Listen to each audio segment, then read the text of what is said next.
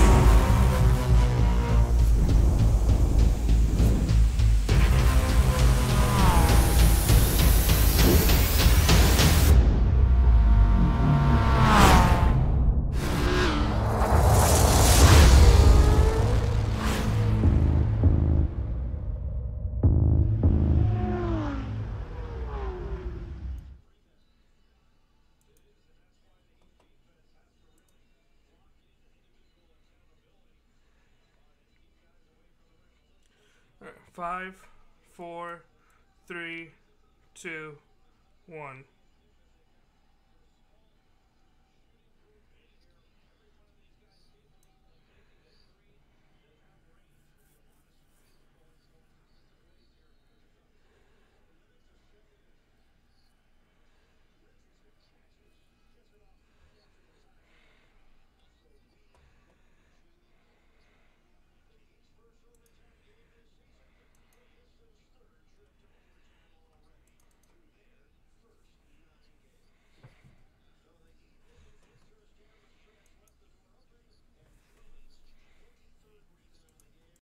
Speedway is a 1.5 mile racetrack with 24 degrees of banking in the corner of the racetrack, but this isn't your abnormal 1.5 mile racetrack. This racetrack produces a bunch of groove racing here. Tell me a little bit about the Speedway. Absolutely, and not a track that I run too often, but I know I've seen enough racing here to kind of get an idea. Definitely can use both sides of the racetrack, a high and low, and I think we're going to be seeing a lot of that here tonight. Maybe seeing some guys test up towards the high side.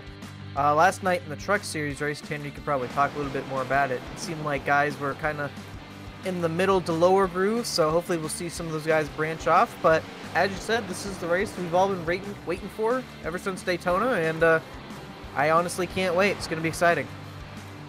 Yeah, absolutely. You know, Homestead-Miami Speedway is probably one of the great racetracks, or 1.5 mile racetrack that produces the multi-groove racing, and you're questioning yourself in your head, what's the line here? Is it the high line? Is it the low line? It all depends on the weather, as we are here down in hot, sunny Florida.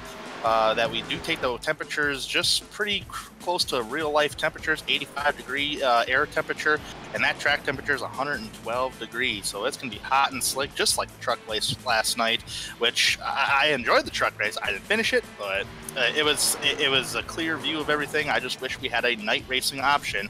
But although there is rumors floating about that they may release day-to-night transitions in the next build in December, so hashtag soon. All right, let's go ahead and talk about the drivers. The 3 main drivers we have to main focus on today is for that championship. Paul Ross, Cameron Rich, and Chuck Sweeting. Let's bring up to one of those championship drivers, because we're going to talk to all 3 here in the pre-race and get their thoughts on today's event. And one of those drivers, let's talk to Cameron Rich. Cameron Rich, 3Y TV, you have a copy. Well, Cameron, I didn't pick you up on the mic there. I didn't know if Justin, if you heard him or not, but Cameron, there has been some struggles this year as well, especially back at Phoenix International Raceway. Today, it has come down to championship form. You have the chance to win your first championship in the 3-Wide Racing League. You're one of the most winningest drivers on the active Cup Series driver list here, and actually, you're kind of getting closer to myself, or you probably surpassed myself and Sam's records on a lot of stuff. What's the game plan today, Cameron? Yeah, sorry, my mic was muted, but the game plan, just another race. Go out there and do what we've done all season. Nothing's different. You know, I've had a pretty good season so far, and you know, nothing's different about this race compared to the rest.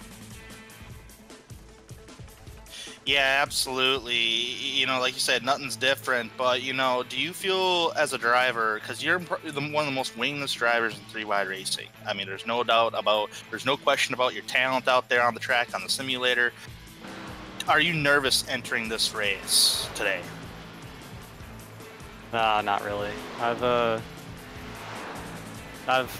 been to the disappointment train twice already with this race, so I've got really no expectations. I can just go up from where I'm at. So, you know, just go out there and do the best I can. If it gets me a championship, it gets me a championship. You know, Paul and Chuck are both, you know, really good drivers.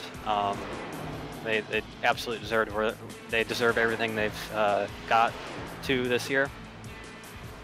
So, you know, I gotta go out there and beat the best. And I think if I'm gonna do it, it's gonna have to dig a little bit deeper than normal. Absolutely, Cameron. You know, I mean, you did say that you know they deserve it. Well, you deserve it just as much as they do as well. With you know, with how much effort you've put in each and every single week, not just on the track but outside the track too, for the 3-Wide Racing League. Can't thank you enough, brother. So I want to wish you the best of luck and go get 'em, man. Thank you, and you guys have put in a lot of effort with the broadcast too. That's 26 races, 2 hours. Ish race, so you know, we can't thank you enough for all that. That's a lot of work that you guys have put in. So regardless of how this race goes, thank you all for doing what you do. All right, Cameron, we're gonna let you go here. Best of luck to you. Thank you. That was Cameron Rich, who's got an opportunity at a championship today, trying to put him back down to Isentech Enterprise. There we go. He's back down there. All right, now we're going to talk to another driver, and this next driver is a former Cup Series champion. He hasn't won it on the iRacing part of it, though. The 3-Wide Racing League used to come from the console side of things over on the Xbox days, and that was Mr. Paul Ross. Justin, I'll let you take Paul. All right. Paul Ross, 3-Wide TV, you got a copy? Yes, sir. How's it going? Pretty good. Not too long ago, we talked, kind of told me your opinions on the track, but championship day, you got your chance to win your first iRacing championship. How are the nerves? And like I said, I know you're not too happy with the way the car's feeling right now. I don't know. It's kind of sad. It's going to have to come down to Chuck and Cam having an issue. They're already so fast at 1.5 miles. And I just can't figure this car out. It's extremely tight on entry through the center.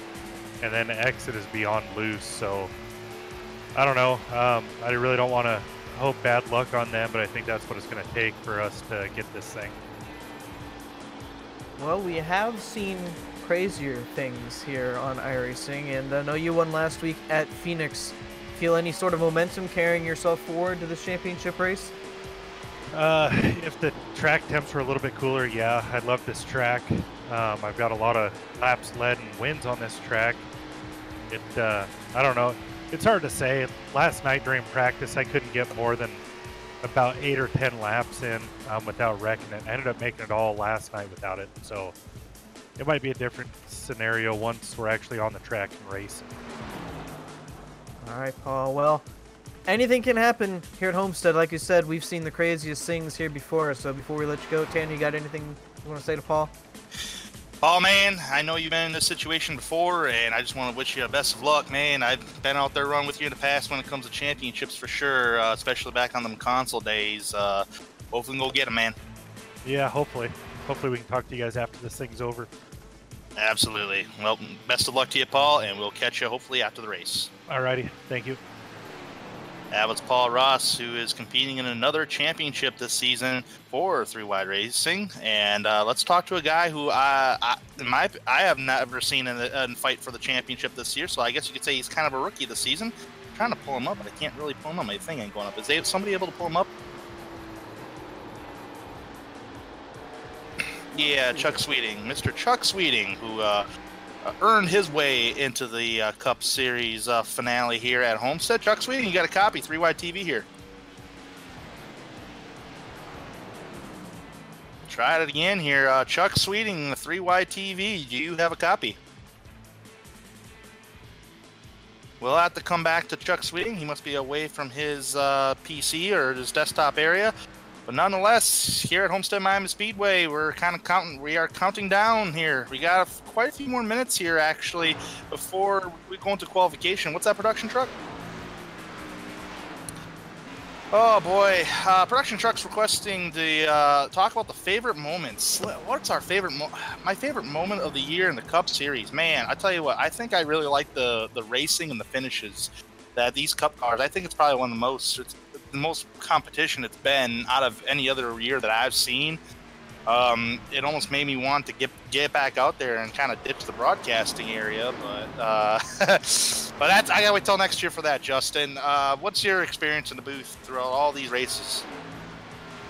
Man, that's a hard one to say too. It really comes down to, like you said, the racing, some of the moments we've had here up in the booth. I've seen fantastic racing down on the track, and just been so happy to be able to call it. Ever since, didn't want to really get back in the car here in 3-Wide, I wanted to help the league in some way, and I'm really glad that finding my way into broadcasting, I was able to somehow land this gig and be able to call some of my favorite racers here in the sim, and getting ready to call a championship here. So this may be my favorite moment of the season right here. I gotta ask you a question. See, since we're here at Homestead, do you, in your years at 3-Wide Racing, do you have like a favorite race that you participated in 3-Wide Racing? If so, what would that be? Man, that's a tough one. Had some wins throughout the season, had some great races throughout the season. Favorite might be 2014. You were in it, maybe the Daytona win. That's probably the best you can do here in the sim, opening race and almost winning the championship that year. So I think Daytona 2014, racing you and racing some of these guys we still have around here, that might be my favorite moment. Yeah, man, it's really hard to pinpoint what was my favorite year realistically, or favorite race. There's so many favorite races that I have. I can't really put anything as number one. But if I had to throw in a favorite year, obviously, it'd be that the 2015 A season when I won my first championship in 3-Wide, because that was my main goal when I first came in 3-Wide back in 2011. In the inaugural season was, okay, I want to just be competitive enough, win a race, and go for a championship. Well, I got the race done. I was competitive enough. I just never got that championship. And it was crazy. Back in 2015, the A season, I actually got penalized. And I was one of the championship contenders, and I got penalized in the Phoenix race before Homestead because I was kind of really aggressive, and I was running over like drivers like Sam Close. So I got penalized for that by points. So, and I still came back and won the championship after a dismal race at Homestead. But Homestead is hit or miss for me. So, but enough about my stories. I was gonna say, Tanner, I think you totally forgot about your 2014 championship, man. Oh yeah, I actually do. I'm actually looking at the past seasons, and it's not realistically listed, but I see it now. You know who didn't forget about that? Me, who lost it by 3 points. So. Oh, you did. Okay. Oh, man. Now I'm looking at it right now on the 3-Wide Racing League past seasons page on their website. Everybody can go look at it if they want on 3WideRacingLeague.com. Yeah, I beat you in that Grand National Division Series by 3 points that season. I'm sorry, I totally forgot all about that. Like I said, guy who didn't was me. That was the closest I've gotten to a championship. But I mean, other than that, so many good years here in 3-Wide, and yeah. you're returning to the seat next season. There's a chance that I might be heading back. Still kind of a lot of unknowns, but either way, been a great season so far, and about to cap it off with a championship here tonight. It's should be exciting. Yeah, absolutely. And first off, let me just thank Carlos for giving us the opportunity to come into the booth to call the Cup Series, because we, you know, between you and I, we do have the knowledge of 3-Wide Racing League, especially with me being in the past seasons of like the inaugural season back in 2011. I think you came at a later date, later years. So, you know, we have that knowledge, and I'm just glad we were able to cover it and put on a good show for everybody up here in the booth and call the action out there. It's been a lot of fun. Absolutely. I thought I'd be finishing out the season in the officials booth. That's initially where I started, and got the call to do this. So really happy that got to happen, and yeah, can't say much more. It's just been a fantastic season. Absolutely. Let's try to get Chuck Sweeting back on the line here, since we were reminiscing history here of 3-Wide. Let's bring Chuck Sweeting back. Chuck Sweeting, 3-Wide TV, you have a copy? Yeah, I got you, Tim.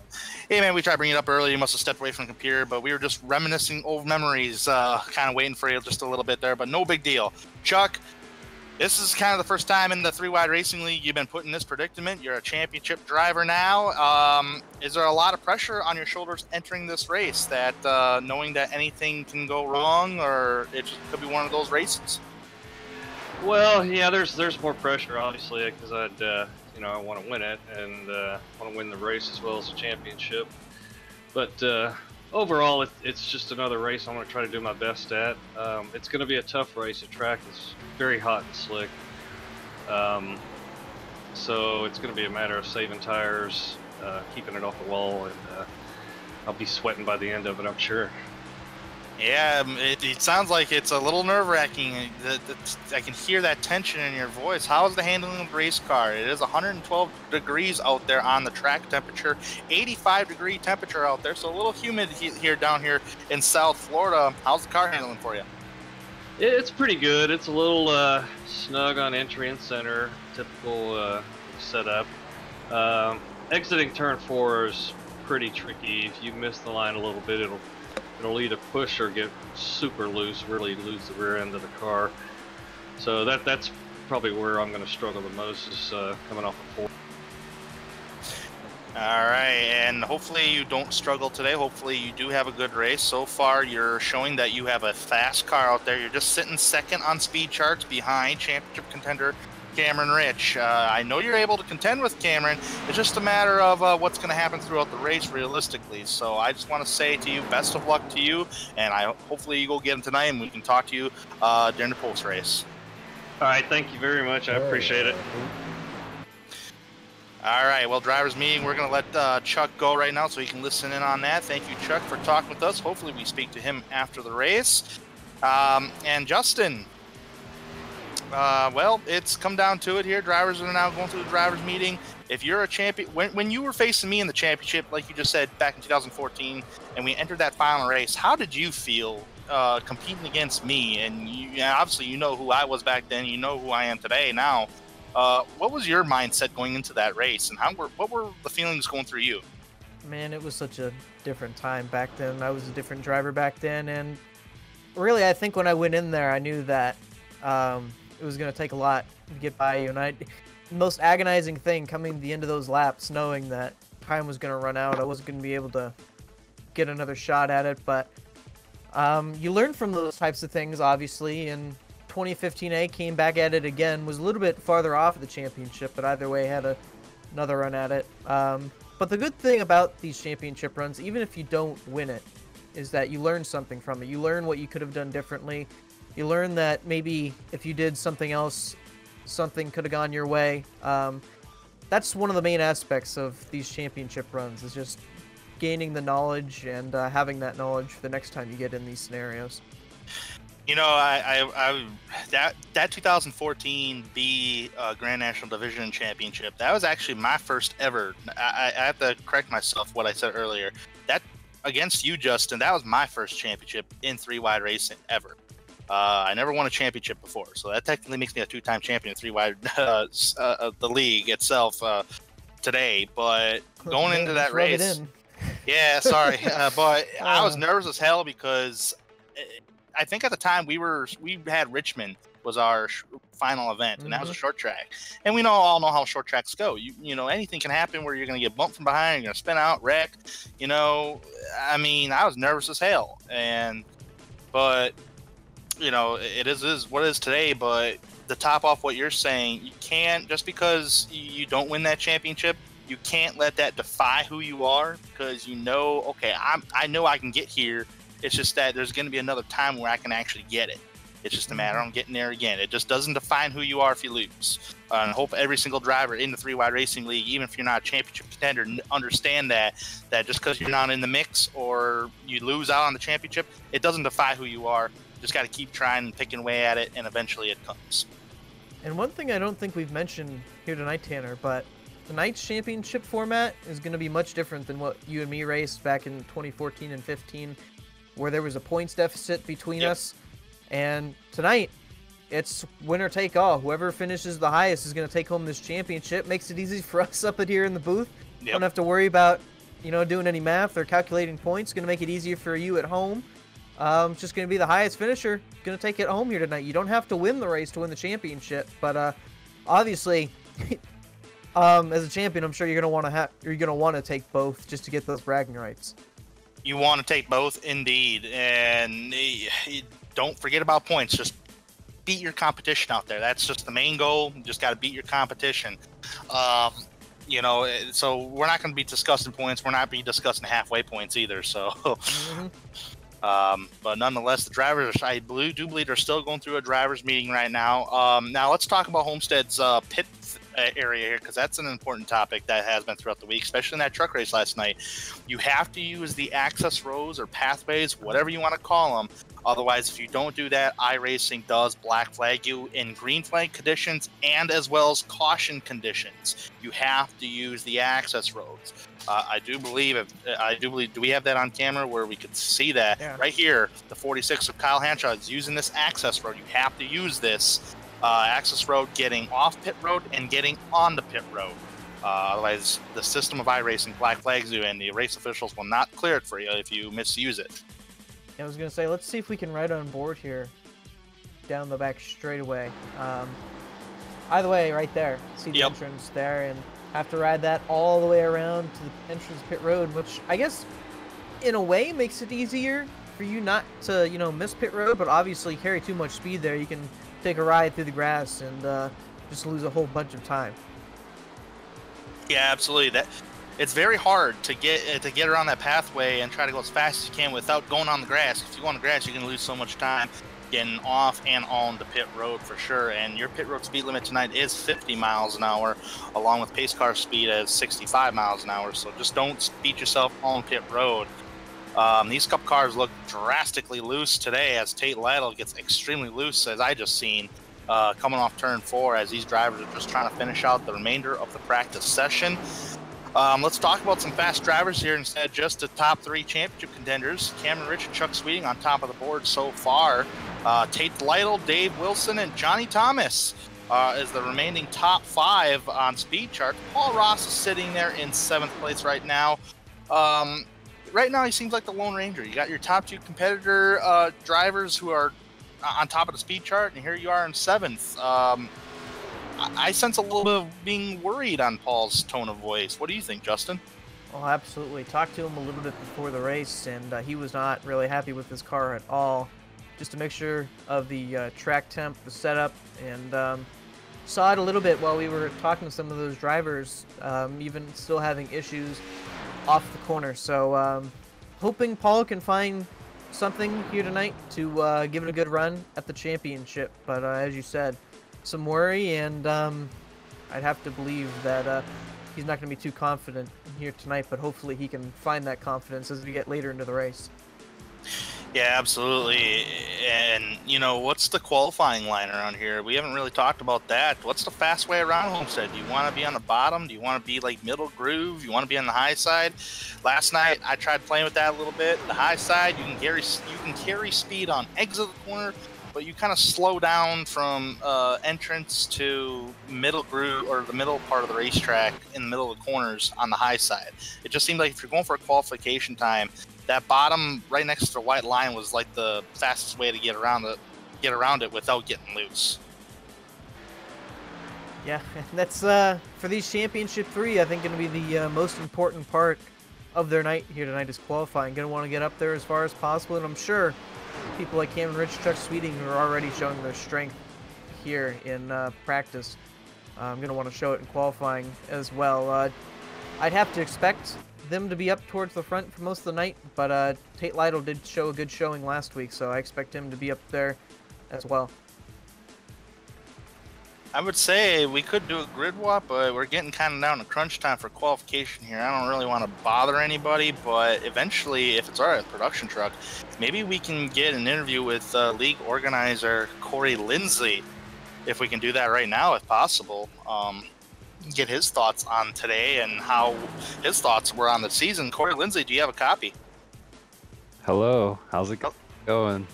Hello, Corey, and hey, man, tell you what, we're coming down to it. It's got to be an exciting day for you because you do all that hard work to put into the season. There's a lot going on during the season, and now we're coming to the end of the season, which is the Race King Cup Series finale here. What's your overall thoughts on the season so far, man? Seems like up here in the booth, we've seen a lot of great racing out there, some close finishes, good fuel strategy from all these drivers. What's your overall thought on the season so far? So far, it's about over. No, it's been good.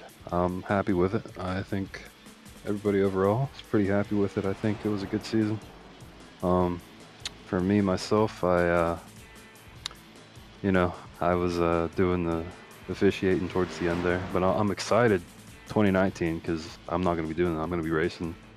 I like to race as many truck races as I can, and I'm going to be running every cup race. So it's going to be a lot of fun. There's a lot to look forward to, and I'm really excited to see what Cam, Chuck, and Paul can do tonight. Yeah, all three drivers are fast. They have been fast all season long, and if they're coming back next season, there's going to be no doubt those guys are going to be the competition of that we got to beat out there for sure. And man, that's got to be a heavy load for you there, Corey. You know, you own Three Wide Racing League. That's how I'd like to put it. But you just said you want to go for the trucks and cup. That's got to be a heavy load for you. Yeah, it's nothing new though. I've done it before, and we're going to get some help to do some stuff as far as the admin stuff. But yeah, we've got a lot of good things to look forward to. All right, Corey. Well, we gotta get going here to discuss qualifying. Hopefully, we see those drivers ready to go, and I'll see you in the as a teammate next season. Hey, I'll see you all later. Thank you. That was Corey Lindsay, who is the league organizer for the Three Wide Racing League. As practice has now concluded, Cameron Rich on top of the speed chart. Now we enter qualification mode, and this is now crunch time for the top three contenders. But hey, we can't count on anybody else because we got a relatively about almost 20 drivers. I'm going to go about 18 drivers here today at Homestead-Miami Speedway to start the event. Who we got on camera here that we can probably watch if I can get my screen up? Cameron Rich. Cameron Rich. Rolling out very slowly at the moment. You think he could be saving tires? I'm not sure, but he's definitely. I'd have to believe that's what he's doing, going out that slowly, because obviously, that amount of speed, you can scrub off a lot of speed off those tires, on that flat portion of the racetrack. See when he punches the gas. I know last night I tried. Yep, there he goes. I know last night I tried to start my opening lap right in the highlight. I want to see if Cameron does that. Yeah, that'll be interesting for me to see here tonight. Like I said, didn't get to see much of the racing last night of the truck series. Obviously, 3Wide TV was doing the Northwest Tour last night, but this is a track that I haven't seen much racing because for the most part, people only go here once a year. So excited to see what this track has to offer. Multi-groove racing, that's what it offers. And, every time I come to Homestead, whether it's on console or iRacing, I'm trying to figure, maybe he wasn't too big of a fan of that. I don't know, but did he start that first lap though? He did. Yep. He started, so that's going to count as a first lap. But the problem is you're going to burn off the tires just trying to conclude that first lap. But he's going to have a second lap. Okay, I'm not too sure what he's up to right now, but your entrance is critical. Yeah. I see Johnny Thomas. Oh, Johnny hit the wall on his second lap, but he is so far the top guy right now. Not anymore. Tate Lytle goes to the top of the speed charts on his first lap. Practice time. Fastest practice time was by Cameron Rich, 31.812, and we got a 31.829. So it's a little faster in practice. And Johnny Thomas, hey, talk about Johnny Thomas here a little bit. He won that truck race last night, and no, he didn't win the truck race. I do believe he won the championship. He didn't win the truck race? He won both, yeah. Oh, I knew he won the championship. Wow, double down, Johnny, man. We're not in Vegas, buddy. Yeah. Yeah, Johnny Thomas, go, man. I didn't know who won the race. I just knew who won the championship, but because I left the track.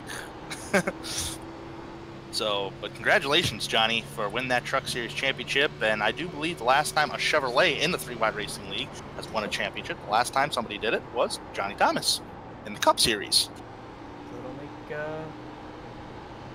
It was a B Series, though. Yeah, it was the NASCAR Xfinity cars. At that time, it was the top series here in 3-Wide, so. Yep, he even it got was. a cool diecast with that one, too. Cameron Rich, you sneaky little turd. I'm sorry if I called you that, but Cameron Rich, you snuck it right in with a 31.739. Look who is in second as well. Oh, Chuck Sweeting. So, backing up what they did in practice. All right, where's Paul at? 7. So it's basically what they were doing in practice. Yeah, it's going to be a long day for Paul, man. He did say that those two guys are just so extremely fast, and there's no denying that whatsoever, but you still can't give up. You got to go after it, pick it off one by one. It's 133 laps here tonight here at Homestead, so we got ways to figure it out. Yes, sir. But I do believe we have less than a minute to go for qualification to conclude. We have 16 drivers so far that take a qualification time. 2 drivers that have yet to take a time is David Wilson and Nick Miller. And Corey Lindsley obviously is the officiator of tonight's evening, even though he's on the speed charts. He does go out there and practice with the boys here and there, but he doesn't participate in qualifying or the event itself. Nothing wrong with that. 30 seconds to go here. So far, I'm not seeing David Wilson or Nick Miller electing to take a time here, so this practically will conclude qualifying. I'm just going to go on a limb and assume that. So, Justin, what is our sponsor for the final time this year? Well, putting himself in a good spot. Cameron Rich going to win that Drive for Suicide Prevention Pole Award here tonight. Setting himself for success here tonight. He's lost the last 2 that he's tried to win here at Homestead. Looking to make it a championship here tonight. 3rd time's the charm, right? Yeah, absolutely. But hey, Cameron, he knows he can do it. Now let's go back to Phoenix though. He was running very well, and then all of a sudden he got involved in an incident. Both of them were really, when you think about it, Chuck Sweeting and Cameron Rich, but unfortunately they both got put in a bad situation and got caught up in a wreck back there. So obviously they don't want to have a repeat of last week. If so, that's just what Paul's going to need here tonight. And Paul did say he needs something to happen to both of those drivers because they're so fast and they're both on the front row. They have that clean air to work with. And Paul, he'll be in a little bit of a bind of traffic to work himself through for sure. So let's go ahead and take it to the grid right now as all these drivers are starting to line up and ready to go. We're going to get one pace lap around Homestead-Miami Speedway. Cameron Rich getting the pole award here this evening. Chuck Sweeting, championship contender along with Cameron, is going to start right next to him. Tate Lytle could be a spoiler today. He's racing for honor along with Johnny Thomas. That's 3rd and 4th positions. Rounding out the top 5, Levi Zielinski in 5th, and Jordan Teal is going to start 6th here tonight. Paul Ross, championship contender, former champion of 3-Wide Racing League and its Cup Series events, is going to start in 7th, and Johnny Thomas's teammate, Richard Lafferty, is going to start in 8th. Nathan Velez for Rebel Racing. That would be Levi Zielinski's teammate. It's going to start in 9th and running off the top 10. Richard Hines there, Justin. Yes, sir. Kyle Hanshaw going to start just outside the top 10 in 11th. Dylan Hickey will start next to him in the 12th position here tonight. Mike Stevens is going to start in the 13th position. Rusty Webb going to start in 14th. Chad Brown in 15th tonight. Patrick McCusker going to start in the 16th spot. David Wilson will start in 17th, and that's going to round out the field here tonight. Yeah, it's in 17th, David Wilson, and 18th, Nick Miller. 18 cars here tonight are going to start the grid. Pace car is rolling. It's ready to go.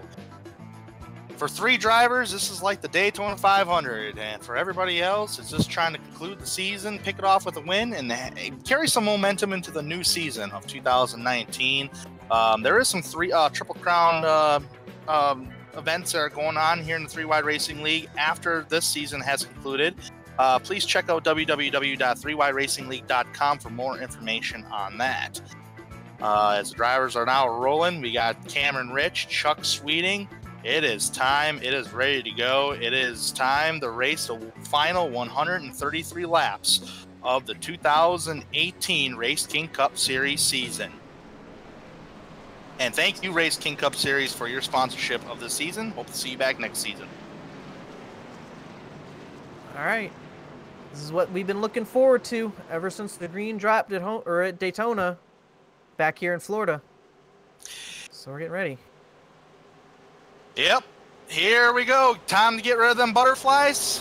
Time to strap in the seatbelts. And time to go racing because we're green at Homestead-Miami Speedway. Cameron Rich already on the loud pedal, man, catching a couple guys sleeping. Tate Lytle blinking there, at least on my end, for a split second there. Looks like he's good to go. Chuck Swing on the high side, lost a position to Tate. He's still riding that middle groove, the high line right there. Here comes Johnny Thomas towards that back bumper of the number 26 of Chuck Sweeting. Everybody headed down in turn number 3 and 4, middle groove or higher. Some drivers are on the bottom, such as championship contender Paul Ross. As Cameron Rich comes off turn 4 to lead the very first lap, there's no points whatsoever. It's just about beating your competition. Absolutely, and Chuck did not get a good restart on that initial start. Lost the second position to Tate Lytle, and under a little bit of pressure from Johnny Thomas, but has found a good hole in between them at the moment. Paul Ross in 7th, looking like he was trying to put a move on Jordan Teal just in front of him, as Paul going to have his work cut out for him here tonight. Paul's already picked up a position already. He's just trying to get himself in position up towards the front, at least close to his contenders. He passed Richard Lefferty last time by on the last lap down in 1 and 2. Just ahead of him is Jordan Teal. Everybody remaining single file. Looks like it's the middle groove. I see Levi Zielinski pretty high above the racetrack already, trying to carry some speed as they go down the back straightaway at the moment. Cameron Rich has already opened up a 0.6 of a second race lead over Tate Lytle. Look at Levi Zielinski on the very high side of the racetrack, just trying to carry some momentum on corner exit. Looks like Johnny Thomas rings it up there a little bit. Tate Lytle's blinking here and there. I think he just got a warning from race control. Yeah, he had been blinking for a while there, basically that whole time around that lap, and you had mentioned Levi Zielinski up towards that wall.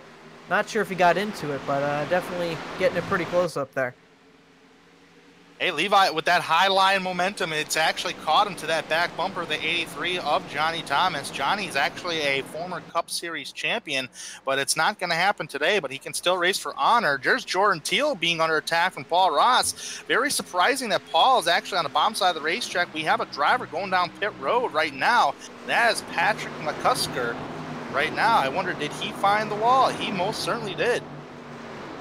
Oh, apparently he got loose on a straightaway on the front stretch and hit the inside wall. We must have missed it. Have to imagine probably off the corner, but seems like that's been a trouble spot here this weekend. So far, I saw it in practice off 4. A lot of guys losing the car a little bit. Car almost hitting the wall was Levi Zielinski, but a driver really making noise in the first 5 laps of this event is Paul Ross. He's picked up a couple spots already from Teal and Lafferty. And, you know, the one thing that may work out for Paul, no, he ran a little bit of a long run in practice. Maybe that car is actually just a long run car. doesn't quite come into play the first couple laps. Maybe as the run goes longer, that car starts to come to him a little bit. Only 6 laps into this one so far, but it'll be interesting to see how that car handles as we get later into it. I've been in that situation before where you're not very fast, you're not being very competitive in practice compared to other drivers' lap times.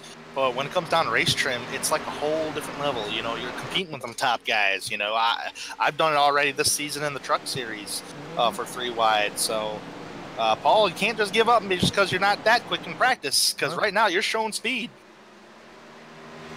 Obviously isn't giving up quite yet, and he's actually starting to get some good momentum on the car just in front of him, Levi Zielinski. He could pop into the top 5 here before too long. Certainly working on it. He's definitely taking a different line than what Levi is. Look at Levi right next to that outside wall, man. That's like riding the Dale Jr. high line back when Jr. always ran that high line on these 1.5 miles. Now that I think we call it the Larson line. Yeah, the Larson line these days. Got a side-by-side battle just behind these guys. Jordan Teal, Richard Lafferty going at it. That is for the 7th spot. They'll be side-by-side off 4, and Jordan Teal looks like he'll have the advantage as they head into 1. In the truck race, how I got by drivers, even though it was kind of difficult to pass, was I kept pulling slide jobs, believe it or not. Oh, we got Paul going after Levi. Yeah, I thought he was going to be able to pull it, but it seemed like he had to check up on corner exit. It was looking pretty good, though. This is looking like a 3-car battle right here because you got these 3 cats are kind of nose to tail just a little bit. We got 3 distinctive different lines. We got Levi in the high line. Paul's on the bottom. Again, surprisingly, Paul was able to hold decently well against Levi down that front stretch, obviously, and Levi's going to get the wall there. So that'll move Paul into the top 5 as Levi's got some right side damage there. Yep, sometimes that'll happen. I was gonna say, Tanner, you can only flirt with that for so long. Yeah, it all when that happened, it looked like he didn't hit the entrance correct. As we got a battle between Lafferty and Teal once again back there. When you don't hit the entrance correctly and you start washing up the hill, because we did hear Chuck say it's a little snug on the entrance and middle part of the racetrack. And that was a fine example. I do see so there's just some damage on the 33 of Jordan Teal. He must have gotten to the wall. We got a battle towards up there. Yeah, Paul's going after Johnny Thomas here, trying to get himself into the 4th spot. Let's see what Paul can do. Slowly and consistently working your way up towards the front is all Paul's going to need here tonight. Even if he's going to get up there silently, that's sometimes all it takes. Boy, Paul Ross is doing a fabulous job on the bottom side of the racetrack. I really thought that bottom groove was going to go away. It was going to turn to that middle to high groove of a race. But Paul's doing an excellent job of making that thing really stick on the bottom side of the track. Gets a little loose there, but loose is fast, and he's still making it stick. That was impressive. I would think that Johnny Thomas was going to have the momentum off corner exit. That's one of the downfalls of running that bottom. You don't quite wind it up like you do on that high side, but able to clear him and move Paul Ross up into the 4th spot. So this puts all 3 championship contenders in the top 4 right now. The Lone Ranger of that would be Tate Light. Had some blinking issues here and there, but it seems like it's kind of stabilized at the moment right now. Yeah, up front. Cam Birch is checked out to about a 2-second lead over 2nd place Chuck Sweeting, and that would be the championship as they run. We have trouble. Jordan Teal had an unfortunate incident on the back straightaway. He got loose and hit the inside wall. It did not bring out a caution. That's why we missed it. There was some action going on already up towards the front. So Teal brought it to the garage, and he's done for the race. Car in the wall almost again. That was Levi Zielinski. One car that got really loose off turn 2, the 48 of Nathan Velez there back in 8th. Just about lost the rear end of the car.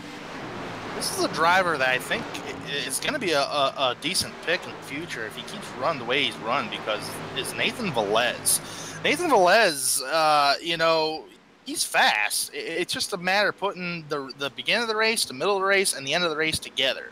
And so far, he's done that here in 3-wide racing, and he's running in a solid 8th place right now for Nathan in that Oakland Raiders paint scheme.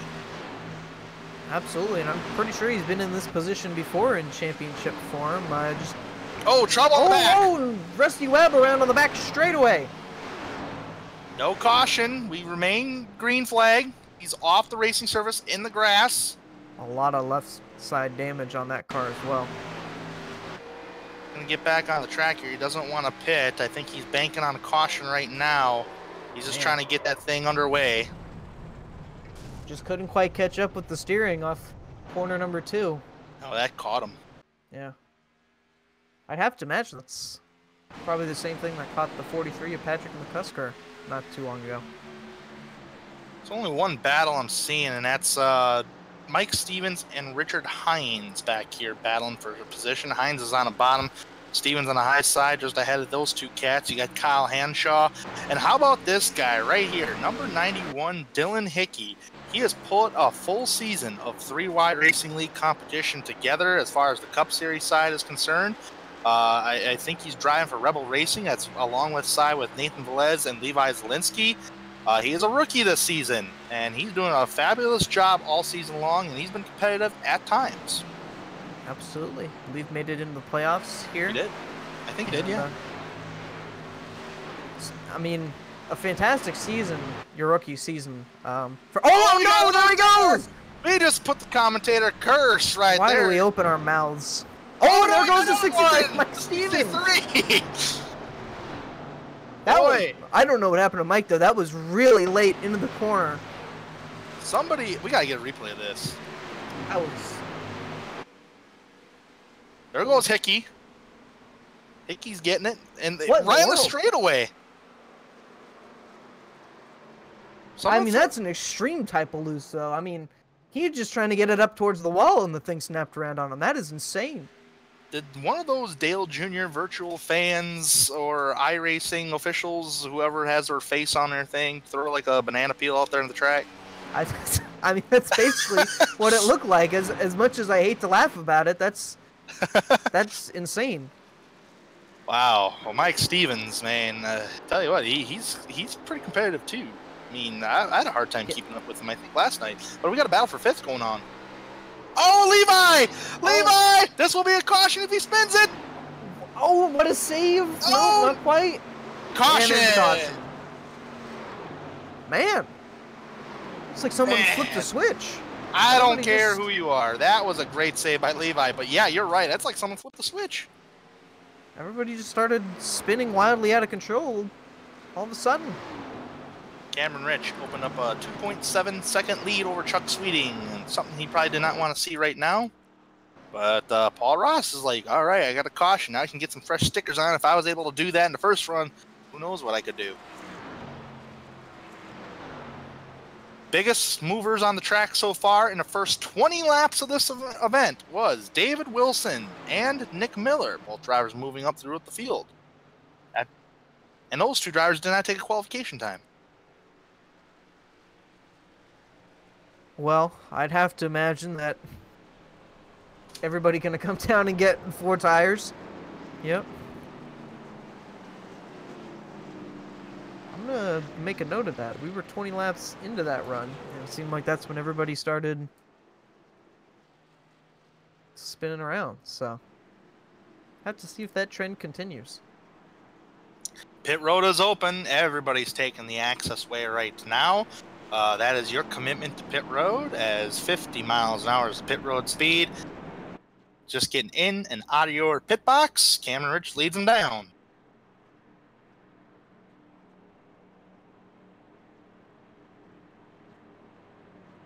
Got a couple of DNFs here going on. We got 33 Jordan Teal, he's DNF, we know that, and Patrick McCusker has taken it behind the wall.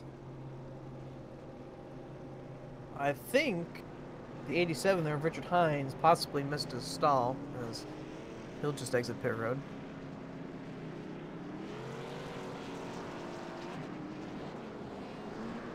Race off pit road. Oh, Paul! I think he got him. I don't think he got Johnny. I don't think he did. You don't think he did? Oh, no, he's giving it back. There he goes. Oh, that was extremely close though. Just about had him. Oh yeah, he did beat him. That's close. It's about as close as you can get. Oh, Lord. But nonetheless, so- all these drivers are going to collect the pace car. What are you going to say, Justin? I was going to say Richard Hines looks like he'll bring to pit road again on an empty pit road and take a note of where his stall is this time, I'm sure. Yeah, Happens to the best of us. I have a program, a third-party program that counts down my pit box for me. So I don't... So I know, and usually I gotta memorize it where I qualified. So if I qualified 12th, I'm the 12th pit box on pit road, but I still have a countdown timer. All right. The production truck getting sassy. Sorry about that. He is. He's always sassy, especially at Kentucky. Well, I didn't get to say it before the race, but it's a good thing that Carlos is in the production truck and not out on the track. Cameron's got a good shot at it. Wait, is he gonna be driving Cup next season? I believe so. All right, I think I'm gonna tell. Oh yeah. All right. Well, I'll comment that later. Anyways, let's bring up Levi Zielinski here. He's ready for an interview. Levi Zielinski, yeah, copy, buddy. Yeah. Man, first off, brilliant save. Right, we don't have the one to go signal yet. Figure we capture you here first. How that happened, buddy? It looked like you just got loose. Yeah. I was trying to figure out.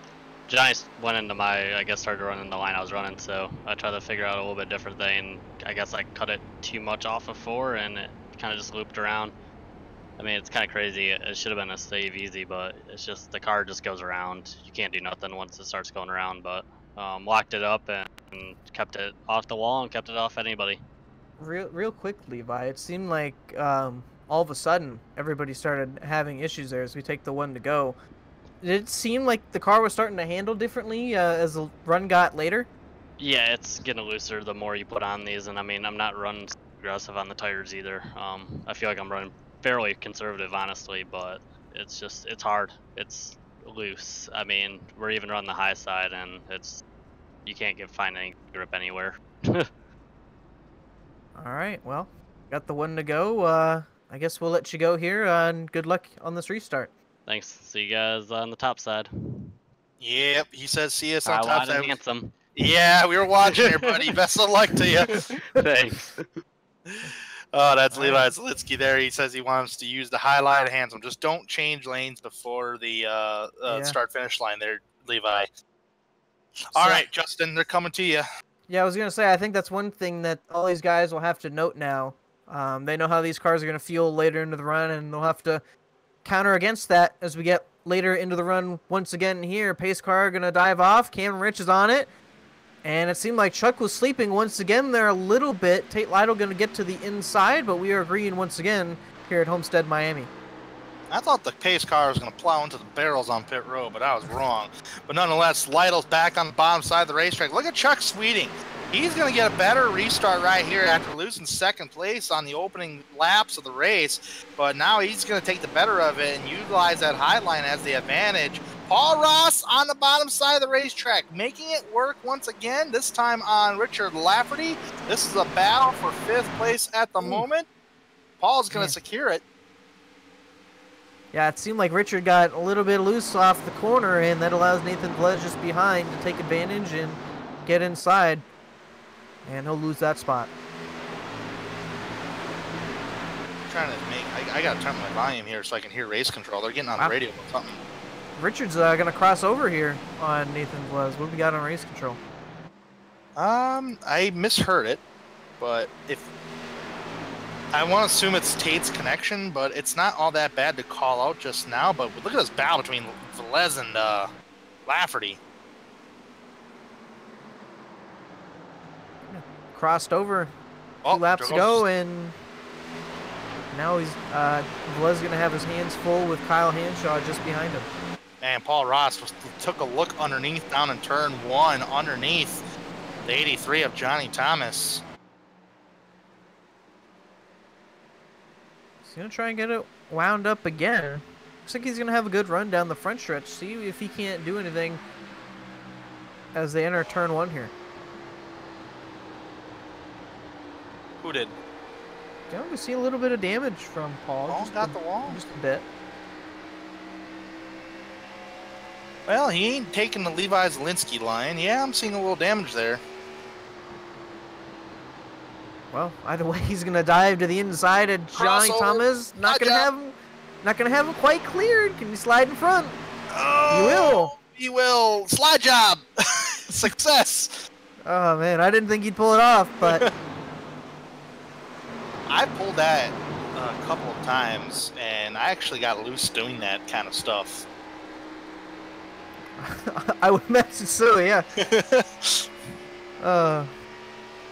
Well, either way, Paul's back up to where he was before the caution came out, up to 4th. So, once again, slowly and steadily making his way up towards the field. See if he can't chase down Tate Lytle just ahead of him. Got a good battle for the lead starting to brew up here. Chuck Sweeting not letting Cameron Rich get away.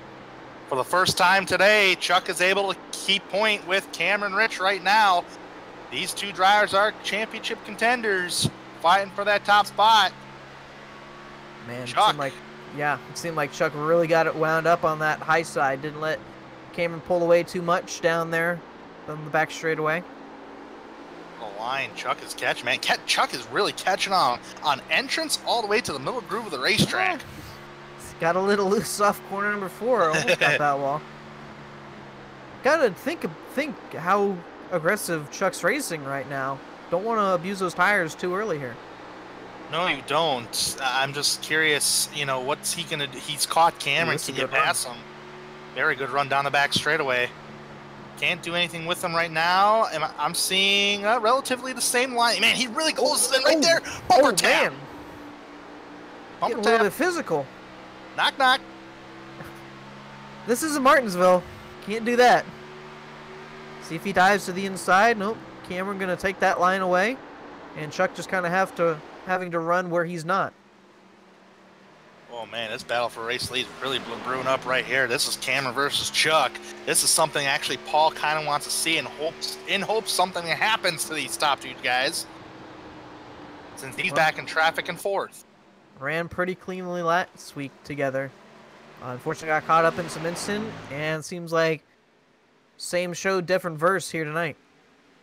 These two cats, they've actually pulled away a little bit from Tate Lytle and Paul Ross, despite the battle in here. Look at two distinctive lines. Let's see if Chuck can carry that speed down that back straightaway. I can already see it. Yeah, he wound it up real good. Here he comes. See what he can do into turn 3, but man, what a run he had down that back. Oh. Gets so close to that right rear quarter panel, but then he has to kill the run. Oh, we got Paul going after Tate. Caught him. Can't quite get to the inside. See what he can do in turn 1 here. He's on the bottom side of the track. This is where Paul has been really passing guys. I don't think I've ever seen Paul pass a guy on the outside yet today.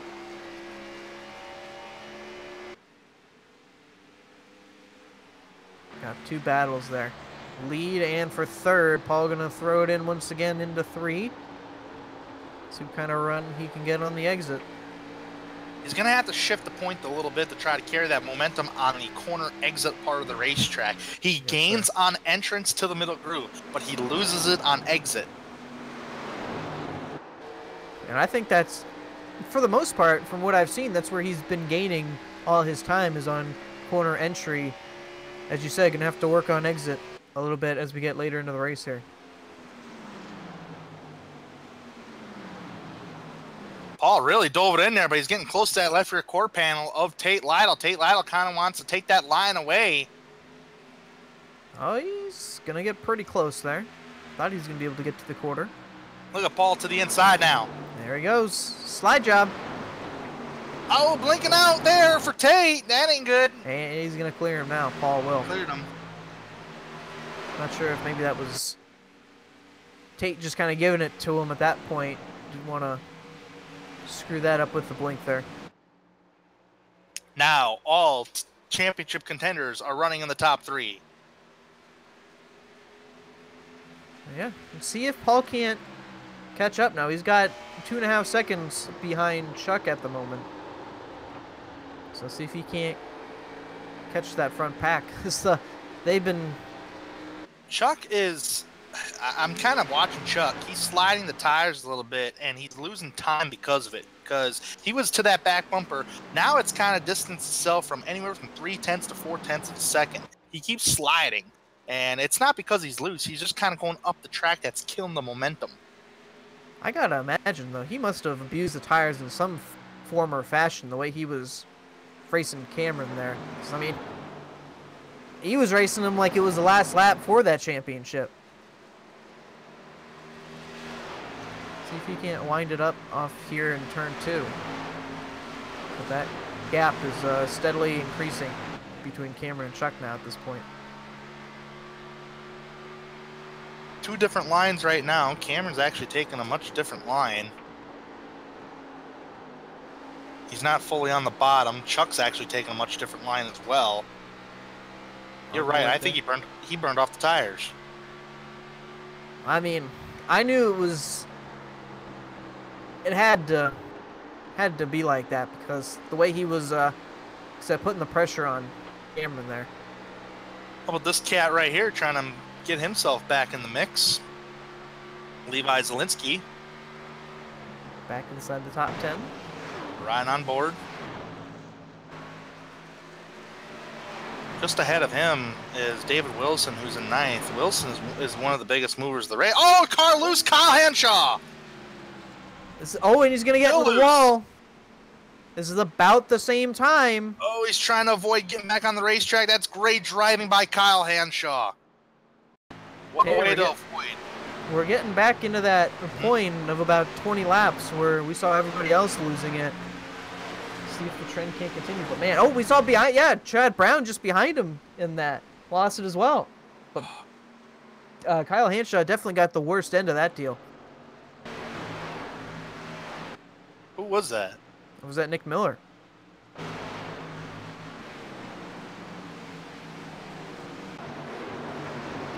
Too far back to really look on our replays here, but nonetheless, yeah, you're right, Justin. It is now in that area where we're starting to see drivers just lose it.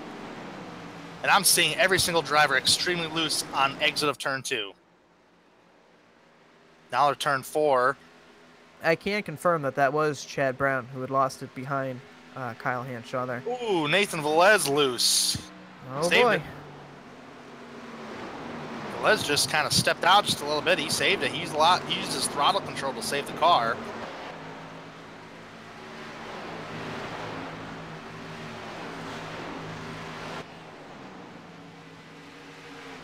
Seeing a lot of these guys playing with the throttle, just trying to save their race cars right now. Battle for 4th brewing up. That's Johnny Thomas and Tate Lytle.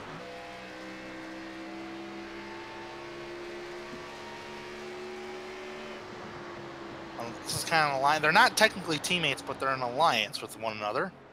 So I guess you could say it's teammates.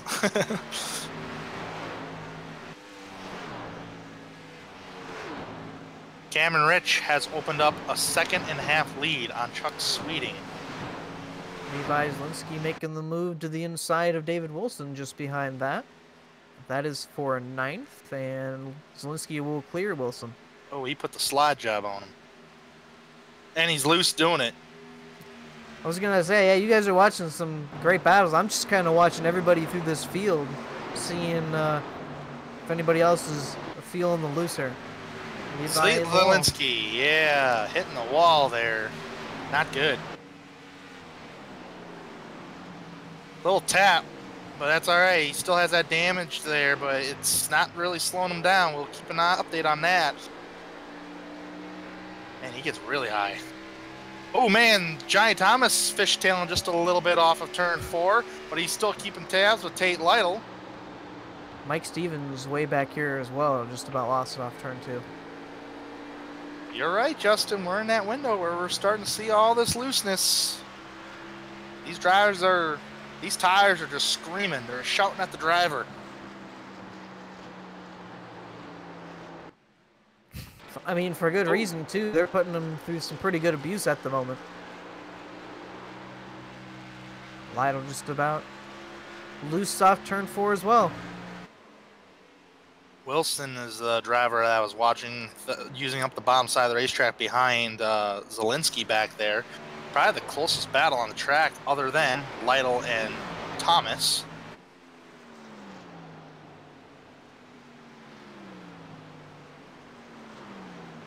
Yeah, just taking a look at the rest of the field here, looking for some battles.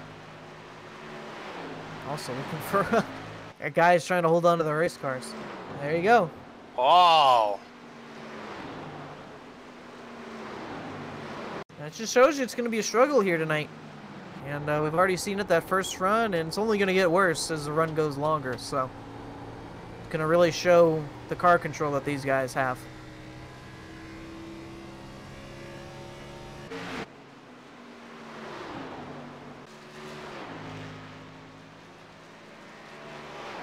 Johnny seemed like he's scooting up the track just a little bit. Just a little bit. It's always, ooh, he got a little loose too. I think sometimes, I don't want to point fingers here, sometimes if you're watching another driver and it's loose like this, and that driver head view's kind of blinking a little bit, it can kind of give you a little bit of distraction. But so far, Johnny's doing a good job. So far, he's really backed it off of Tate Lytle. It wasn't that long ago, Justin, that Chuck Sweeting was on that bumper of Cameron Rich. And Cameron's already opened up to a 3-second plus lead. Paul loose again.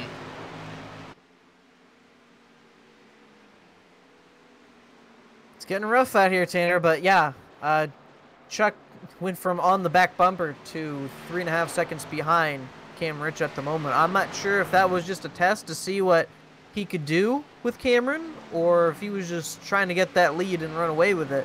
Either way, he's definitely hurt the tires and going to be looking forward to the next pit stop, whether that comes under yellow or green flag in about 10 to 15 laps. Yeah, boy, what'd you say, 45 laps approximately on a tank of fuel? Yeah, about 40 to 45 laps, somewhere around there. Probably a little longer as well, but see how these guys want to test it in terms of how the tires feel here. I don't know. I think, I mean... Oh, we got caution! The 64 Chad Brown around in turn number 1. The officials did not throw the caution this time around, but Chad Brown looks like he got loose on the front straightaway. Oh yeah, Nick Miller behind him got loose and right at the start-finish line. Caught it with that opening in the wall as well, the rear end, so that's probably going to do some heavy damage.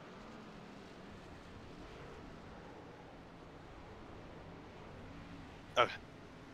All right. That being said here, entering pit road right now, Cameron Rich, Chuck Sweeting, Paul Ross, Tate Lytle, Johnny Thomas. That's your top 5 entering the pits here. Let's see how they come on out. As everybody's committed to pit road, obviously. So that was a bit of a longer run there, about 10 laps longer than our last stint. Well, while these drivers are coming down pit road, if you're watching us here tonight, thank you very much for taking the time to watch us here for the 3Y Racing League Championship finale of the Race King Cup Series, live on YouTube and, of course, the iRacing portal.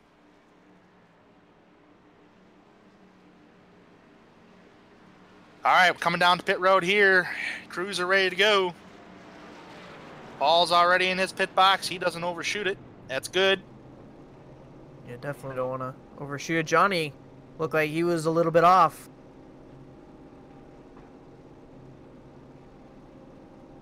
All right, let's hopefully I can get the top 5 correctly in this order. I see Paul's done. And it should be, I think, nope, Tate Lytle beat Paul. Yes, he did. Off of pit road. So the way I'm seeing it right here, you got Cameron Rich, Chuck Sweeting, Tate Lytle, Paul Ross, and Richard Lafferty, the top 5. Chad Brown stays out. That's at least what I'm showing. Is that but the will come case? in here. He will come in here.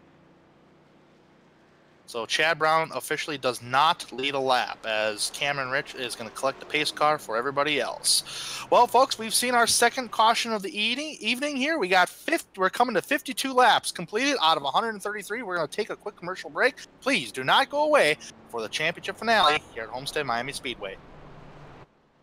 3, 2,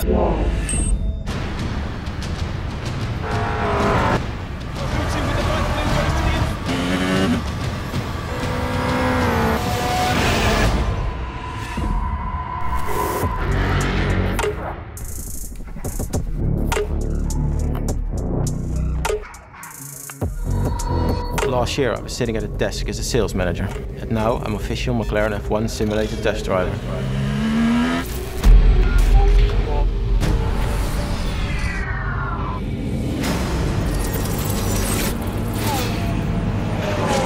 Magnussen is 1.4 behind.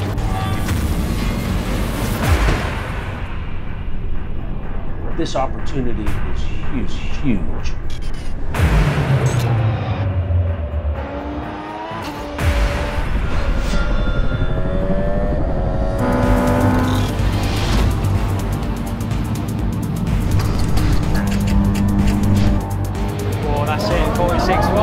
That's faster than the factory McLaren driver, and he's done 6 laps.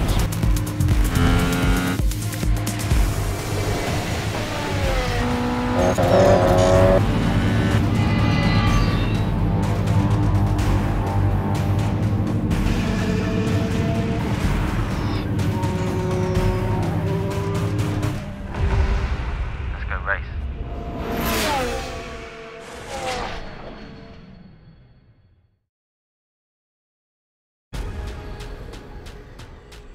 The most realistic online racing sim ever made.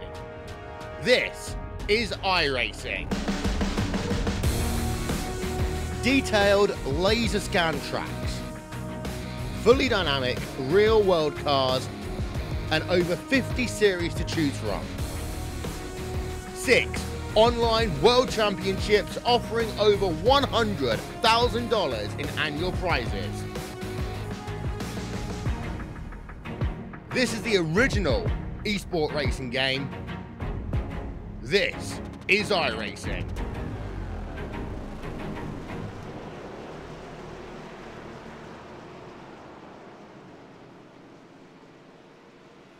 Got the 1 to go signal here at the Homestead-Miami Speedway for the Race 3 Wide Racing RaceKings Cup Series season finale. Got your top 3 in the championship running 1, 2, and 4 at the moment. Some good pit stops for them as we see the pace car dive on pit road. Cameron Rich already on it and has been solid on restarts all day. Will take the lead once again and has led them all so far to this point. Chuck Sweeting a much better restart at that point to second. Tate Lytle third, and Paul Ross up to 4th. See if he can't make anything this run. Yes, absolutely. So far, so good for Chuck Swing. A much better restart for him in this upcoming stage of the race. First side-by-side battles, battling brewing up between Johnny, or not, it's not, excuse me, not Johnny, but Zielinski and Lafferty. Where is Johnny Thomas? He is back there in 11th because of his poor entrance on pit road. I think he was a bit too far left. And had to reorient himself in pit road, so he lost a bunch of time there and is having to work his way back up towards the front. Him and Richard Lafferty in surprisingly similar paint schemes here tonight. I was just, yeah, that's what I got confused on, because I thought Johnny was running up there, and I see Richard Lafferty's in 5th place now, so that's what got me on the confusion standpoint. Oh, Johnny may have just slightly tapped the outside wall of turn 4. Maybe not. He's okay. Oh, but car did get into the wall. Levi. I don't know if he hit it or not, but I mean, there wasn't much room left between them. Man, I swear, Levi, you're married to that blue outside wall back there. And when I start driving next season in the Cup Series, I'm gonna say, all right, here I go, the Levi Zielinski line. He must be a fan of Kyle Larson up there, because I mean, he is. I mean, he hasn't really left it all night. He's been trying to work it, and it seemed like he's gotten a few other guys to venture up there, and that's only going to help that line improve. So can't be too much of a fan. He's driving a Ford.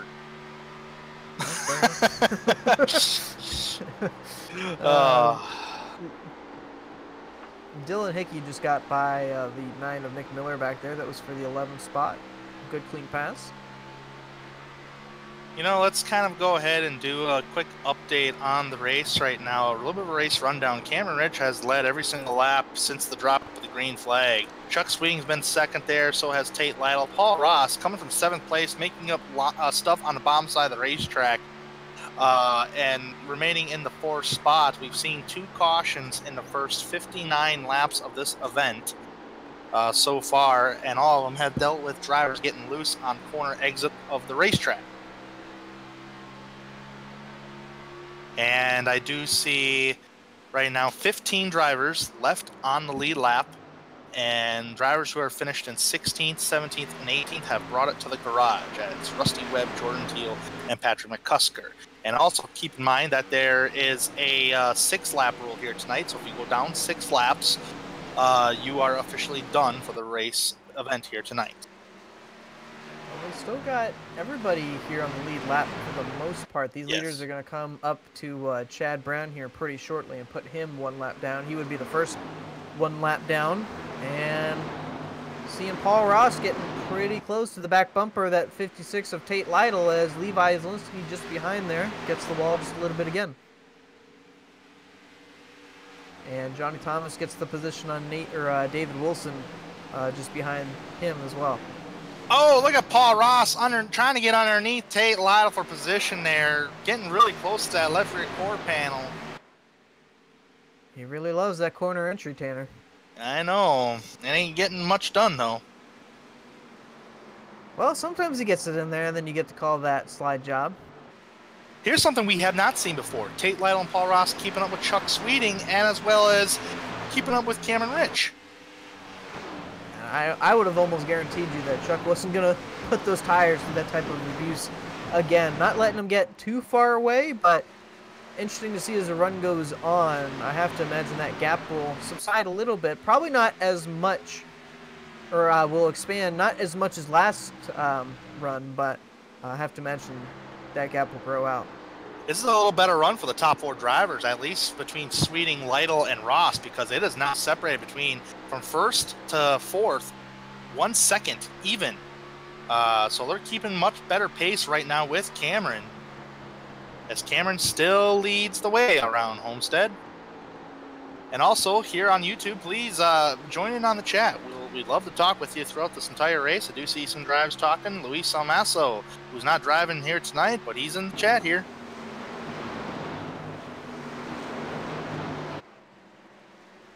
Where's he from? Or where's he watching us from? Santiago de Chile. That's pretty good. That's awesome.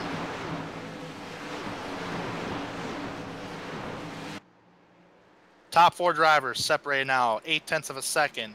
Last time by at the start-finish line. We'll see what it is this time around. Pretty big gap. Go ahead.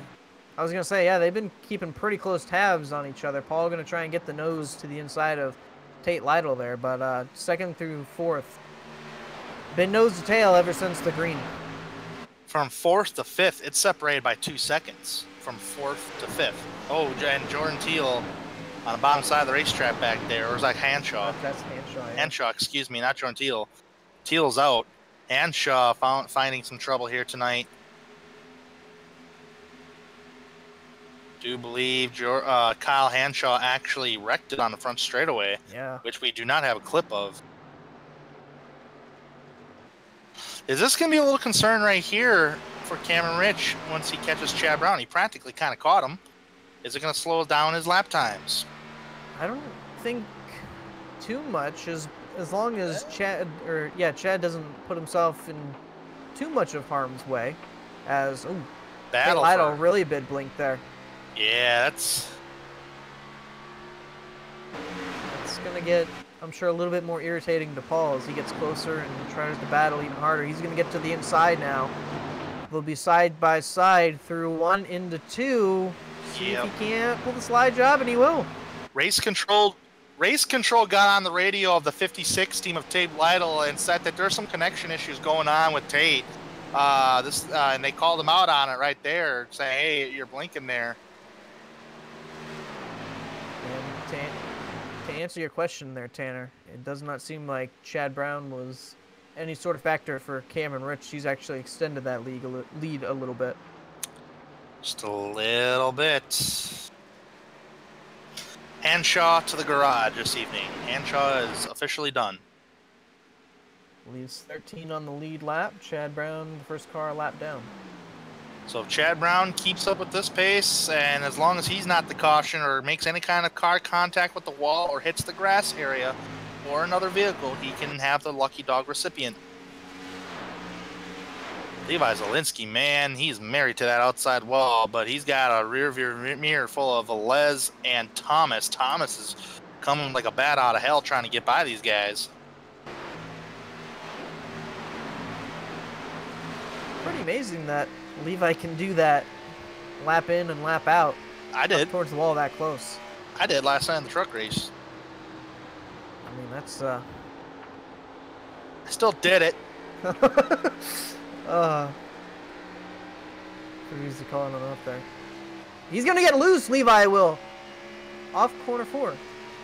Did he hit the wall again? Oh, he might squeeze right in that little hole right there of Johnny and Velez. That ain't good. That almost got interesting there. Johnny gonna try and get to the inside and will not be able to. Yes, production truck's giving me so much crap right now.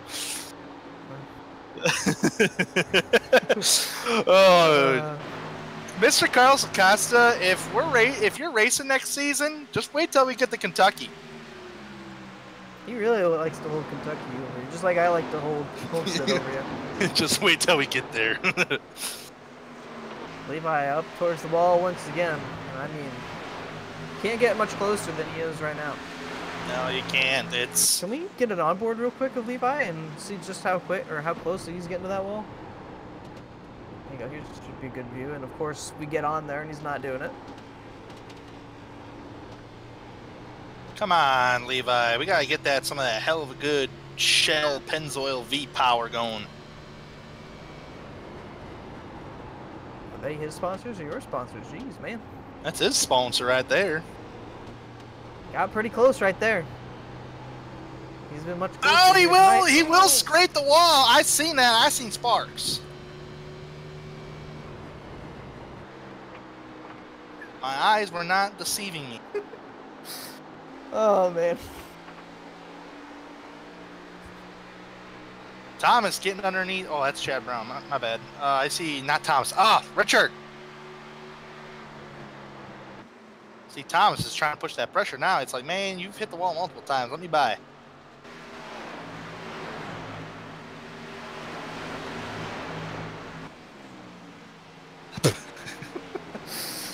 All right, well. Coming down close to it, a little bit past halfway. 60 laps to go here now as Cam Rich crosses the line. Top 3 championship contenders separated by 2.8 seconds.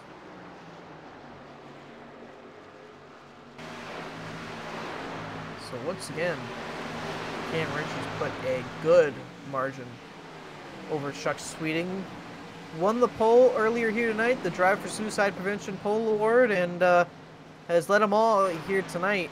Has made sure that he doesn't find himself in harm's way. Oh, Paul loose off turn 4 a little bit. At least it looked like that. Unless, again, if production truck wants to tease me, my eyes were deceiving me. Yeah, he got a little loose. I did see it. I'm not making anything up, production truck. I sure hope not.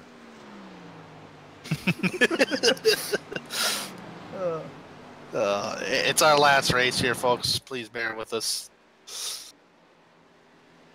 Got a good battle there.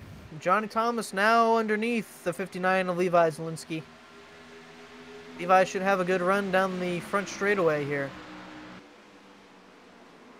See what Johnny can do on entry. Come on, Johnny, slide job. You can get the power down, but I think we're in that margin right now where you have to be a little gentle. Levi got the wall a little bit there. Going to lose his momentum down the back. Now pull forward the slide job. There's a big hole there now. Throw it in there. Yeah, he tried throwing it in there. I think Levi matched him. Oh, okay. I was Chad Brown and Nathan Velez. I thought they were going to make contact. Levi's going to lose a lane here. That's exactly what he did there. Boxed him in, and Levi going to try and get to the high side.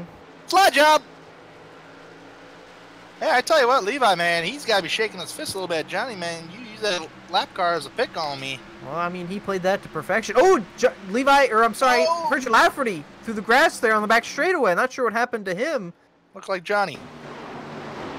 Take a look at what happened here.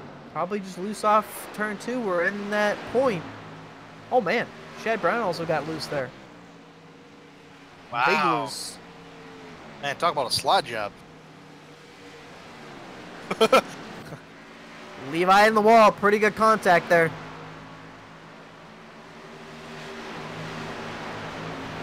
I have to ask, how many weeks in a row have we said that? Levi in the wall. Oh! Again, Richard Lafferty through the grass. But saves it once again. Been 20 laps already. We're in that point. These cars are definitely showing it too. Top 3, there's still a top 3. I'm seeing, I think there's going to be a battle between third place can be brewing soon, because I'm seeing Lytle gain back on Paul, just like that second run happened. And you know, even though Paul is in the 3rd spot here, I'm sure he's got to feel pretty good knowing that going into tonight he didn't have too high hopes, but up in 3rd at the moment, one of the front runners here, is he's probably going to get some pressure applied to him on the entrance here of 1 with Tate Lytle. Hey man, it ain't over yet, because you got Ross. I mean, just because the top 2 guys are kind of separated themselves by 3 seconds does not mean, because we can, every time we in a later run, we have yet to see a green flag run today. So later in the run, we might see that caution flag and brings everybody back up to form.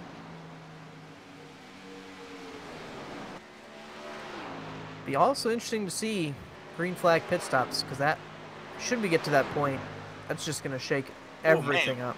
We got a pretty good battle right here between Velez and Thomas. Thomas is actually trying to recover from his pit road miscue earlier. Going underneath Nathan Velez. I think we got a battle. Is there a battle with Lytle past Ross?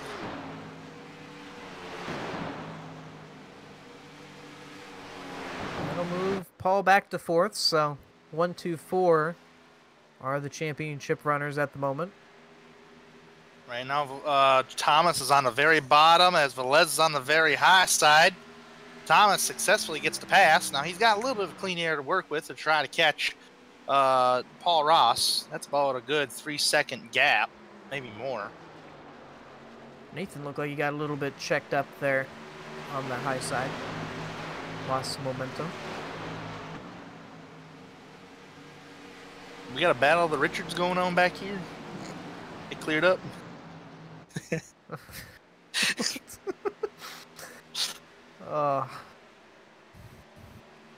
Hey, Carlos said it. I know. Well, Cam Rich, what's a 4-second gap over 2nd place Chuck Sweeting at the moment? That's about what those gaps get out to, is green flag pit stop should we get there. Yeah, about 10 to 15 laps away. Yeah, I agree, Justin, because I think we are starting to enter our longest green flag of the run. It's been 32 laps since we went back green. So far, nobody has yet to make the move towards pit road. Or we will let you know of who does. Oh, Dylan Hickey in trouble, I think. Is it? Yes, on the apron here, getting out of the leader's way. Possibly, he's coming to pit road, it looks like. Yeah, I thought something happened. Oh, it spun around on the front straightaway, yeah. Yeah. I was looking at my track map, and I got notified that somebody was slow. Now, is this a loose scenario? Yes, absolutely. It's a loose scenario. Oh! That's a hard hit on that left side.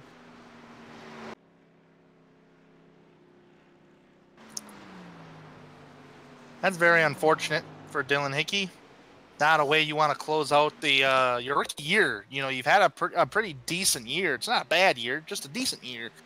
Yeah, having your experience here, I hope to see him back next season. I like to race with him. Absolutely. Leader gonna be catching some more lap traffic here. Mike Stevens just in front. Oh, I think Nick Miller was in the wall, up in 4. Zielinski in the wall again. That's old news at this point.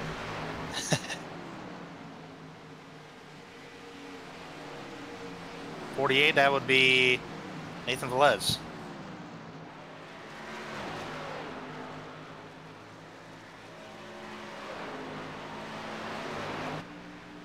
And while that happens, David Wilson trying to mount a run here on Levi Zielinski for 7. Man, if you're Paul Ross, I would say try to pit early. I mean, he doesn't have too much to lose. I think we're still way too soon here at 35 laps into a run. I'm thinking maybe 40 laps into it, but even then, that might still be a little bit too early. Well, calculator's coming out. I'd say if Paul can get past 93 laps, or lap 93, and nobody comes in, then I'd say take it to pit road, because that's going to be the 40 lap mark to go. And at you that said point, 40 to 45 laps. Yeah. Yeah. Or at if that you point, want, you're splitting it in half. You're splitting it in half, but at the same time, you said 40 to 45 laps. So if the fuel numbers surpass 40 laps, you can come in maybe a little beforehand. That was also a rough estimate too. So I mean, these guys could be going longer, or it could be. It'll be interesting to see how that all plays out, because all that can absolutely take this lead away from Cam and Rich. Is there any battles going on? I'm not seeing too much going on. Closest one we have is on screen right now as we have a view off turn. Oh, there goes Levi Zielinski! Not good. This will be a yellow. Man, another fantastic job of saving that car. How did he not hit that outside wall? Man, I was looking at the TV camera on Carlos's view. Man, he shot out like a dart, but impressive save by Levi once again. Got sucked into that wall on exit and just never could quite corral it after. This throws it into fuel mode. I just heard radioactive on the 59 crew. Oh.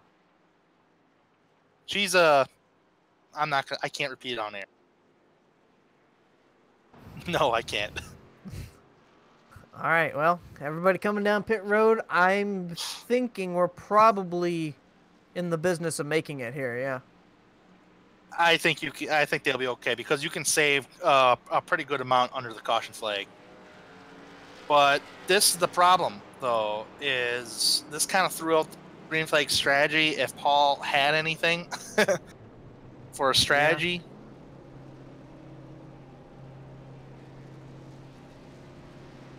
26 getting a report. He overshot the pit box. We'll see how this. Undershot it.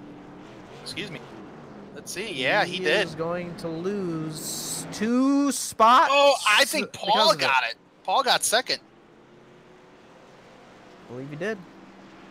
Look back at it just. All right, well. Paul in the driver's seat now. Levi Zielinski stayed out. And will continue to stay out. Interesting strategy. Bold strategy. See how it works out for him. Yeah, absolutely. Who did? Oh, yeah, we got Zielinski staying out. He wants a lap let. He says, man, with all this hard work, I'm a driver right next to the wall.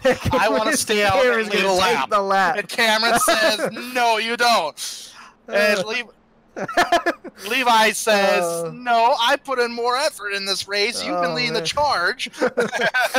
Oh, that's funny. Technically, if Cameron would have gotten past, he would have led that lap. So,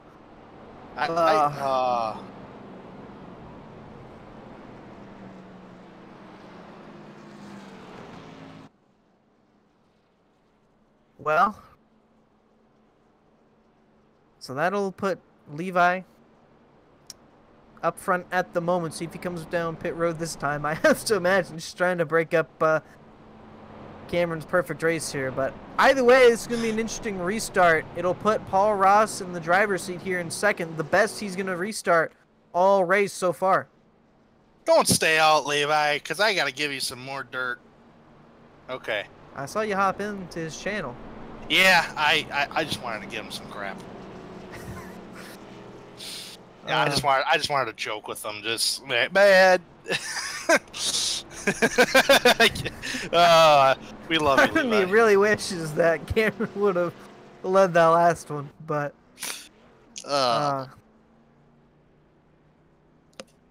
all right, nonetheless, we should see the one to go signal this time by Cameron. You do not get credit for leading every single lap no more, thanks to that Mr. 59 guy of Levi Zielinski. But hey, we got some new players up here towards the front in second place, other than Chuck Sweeting, and that is championship contender Paul Ross. And then you got Tate Lytle in third. Chuck Sweeting is going to line up on the outside of the 56, as he should be. But as they're still kind of lining up, he's kind of leaning back a little bit. But nonetheless, Chuck Sweeting's fourth. Johnny Thomas running on the top 5. Should definitely be an interesting restart for Paul, although Cameron's been perfect, as he should be on restarts all night. See what Paul can do here starting second. Let's just hope that this doesn't affect Sweeting's championship run. I mean, he's in fourth, but I just don't want anything bad happen to the guy. He's been getting better on restarts all night as well, so. Be 40 laps to go when we take the green this time. Man, if Paul don't go, Chuck's in trouble. Coming to you, Kent. Yep, pace car pulling off. Cameron is off. Oh, Paul's going to spin the tires a little bit. And that could have gotten big, but he holds on to it, and it'll be the fight for second between him and Tate. I thought about taking that inside row, but Tate was already there. If he can just clear. He'll get it. He'll clear him. Oh, Tate's blinking. Tate blinked, but he also lost all his momentum. Here comes Chuck to the bottom. He'll take it side by side into 3. Chuck pulling it down to the bottom side of the racetrack, diving it in there, trying to compete with his championship contenders. It is that battle for second place, and the guy that's loving this is Cameron Rich. I don't know, that's a hell of a move by that 26 car. Great job. Wasted any time. No, he didn't. He came from fourth and second in like a lap. Not letting him go too easily, but Paul lost some momentum off the corner, and Johnny Thomas, Tate Lytle have been nose to tail since the drop of the green there. Man, if Chuck can just get to Cameron and maybe try to give him like a little loosen up or a bumper tap or something, that could make things interesting. But again, you don't want to wreck your competitor for a championship. Well, just like that, everybody for the most part throughout the field, single file, but nose to tail for the most part. I'd like to give a shout out right now to Sim TV, SYM Sim TV, who broadcasted the Truck Series race all this season. You guys did such a good job on that Truck Series side. Thank you for doing all that. I believe they'll also be broadcasting the Triple Crown events, so. Ooh, cool. Looking forward to that.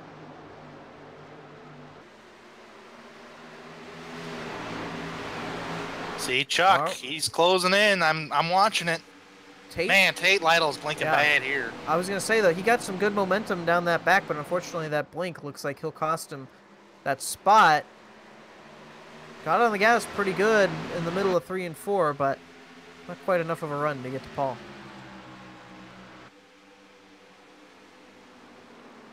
Do see Chuck up there towards the front a little bit, seeing if he can't chase down Cameron Rich. At this point of the race, this is not the point where you want to abuse those tires. Once again, 36 laps to go. Should this race go green, you're only going to hurt your chances.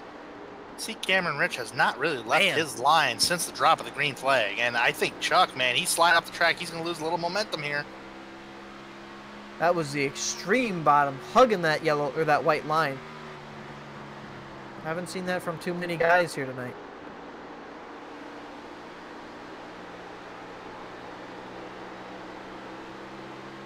That battle for third could be heating up here. Tate Lytle once again to the back bumper of Paul Ross. I just hope Tate's connection just clears up, so he can really like get after it and race. I mean, he's been able to do that when he's not blinking.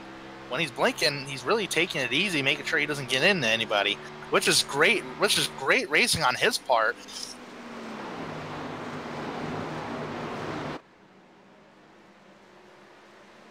See, Paul, he's running that line that Cameron Rich is running. Cameron has not left his line all race long, realistically. It's been not all the way on the bottom, but it's sort of towards that middle groove, just a little bit. I mean, it kind of looks like he's on the bottom. There's like a seam on the bottom there. I don't know if you see it, Justin, but he's been just riding it. And I mean, he's been flawless all night as well. Just what you'd expect out of a man who could possibly win the championship here tonight, but he's got Chuck Sweeting behind him as well. And both of them have an equal shot at the championship, as well as Paul Ross in third there. 1, 2, and 3 once again for your championship 3.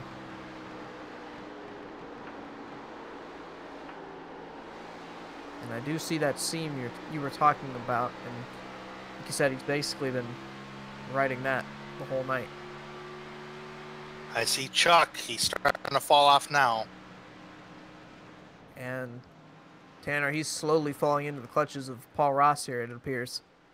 He is, and usually later in the run, the way we see it is that what's going to happen is Cameron's going to pull away. Chuck's going to separate himself from Paul, but can't catch Cameron. And Paul, he runs great, but he's going to fall into the clutches of Tate Lytle. But look, here's another player that's coming back. Johnny Thomas behind Tate Lytle. Oh, Tate, did he hit the wall a little bit? Well, he's certainly blinking. Interesting thing, though, about Tate is his connection isn't really jumping around too much on iRacing, but still you do see some pretty steady blinks. His ping has only really jumped up by 8, so. The highest ping I'm seeing in here is Mike Stevens, but yeah, I don't know. Tate Lytle, his ping and quality, his quality's fine. His ping's a little high, but nothing that should be that concerning, though, in terms of blinking. Yeah. Either way, second through fifth, getting those tail here pretty soon. My prediction is we won't see another caution. That's a bold prediction. It is. I'm going to have to bet against that. See caution 10 laps to go. Because that'll be towards the point where we've seen some of these guys start to struggle with their handling. And I have a feeling that it's going to come into play once again late into this race. By the way, this has been a very quick season finale. 29 laps to go, coming down to it here. Top 3 drivers for that championship are running top 3.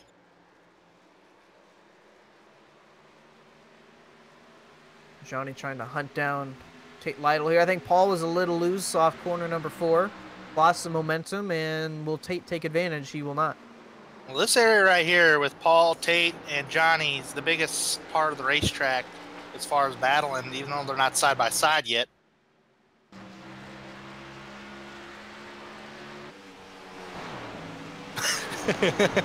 I'm hearing production truck mumbling and grumbling back there.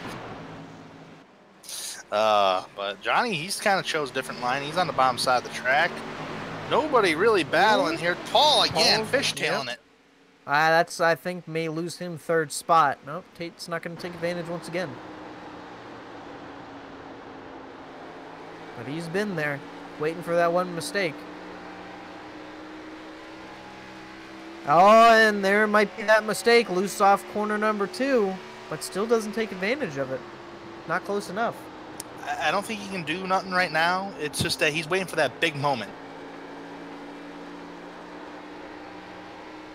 Oh, and loose that, again! That's gonna be it. To the inside goes Tate Lytle. That's all the way to the quarter to the inside. Man, turn 4 is being very cruel to Paul Ross here tonight. Yeah. It's only been about 15 laps, so Paul, I don't know, did he try to just burn off the tires or just trying to go after it? I'm not 100% sure. I have to think something like that, though, because it's, like we said, it's a little early. 17 laps into this run, we normally see it around 20 to 25. The only reason why I said that, I'm predicting that we're going to remain green, is because we're getting less and less cars on the lead lap. And all the drivers I have brought out the caution are not in the lead lap anymore. This is true. Only 11 cars on the lead lap. Chad Brown, the first one down. Levi Zielinski also lap down. Okay, I thought he spun on my screen, but he just blinked out. See, Johnny Thomas getting underneath Paul. He wants to try something here. Paul's just struggling. It'll be side by side down in the front. Paul is going to have the momentum. But into turn 1, still dead even for that 4th spot. And Johnny Thomas has him cleared and will clear him off corner number 2. So Paul Ross going the wrong direction at the moment, back to 5th.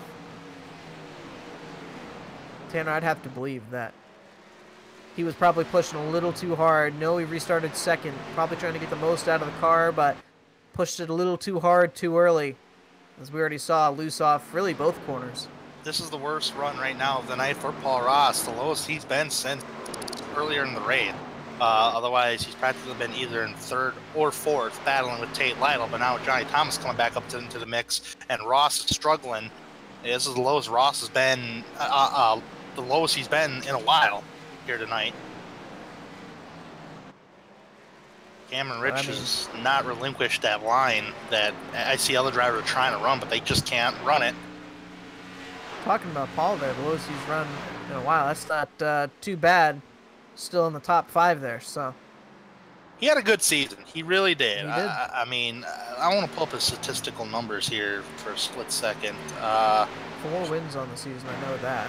Yeah, I'll pull up right here, right now. Paul Ross, 4 wins, 4 poles, 12 top 5s, 18 top 10s. And if he finishes in the top 5 tonight, that'll mark 13 top 5s, 19 top 10s with 4 wins. That's not a bad season. I mean, that's a relatively competitive season. Won last week as well as at Phoenix, so. Yes. Wasn't for lack of trying. And just, we talked to him earlier before the race and just wasn't quite happy with the car. And seemed like he got it a little better in race trim. Just falling back the wrong direction here late in the going here. Well, Ross Ross has 21 wins in the 3-Wide Racing League ever since the league itself joined iRacing. He's led over 2,000 laps led. Definitely got some impressive stats behind him in that 18.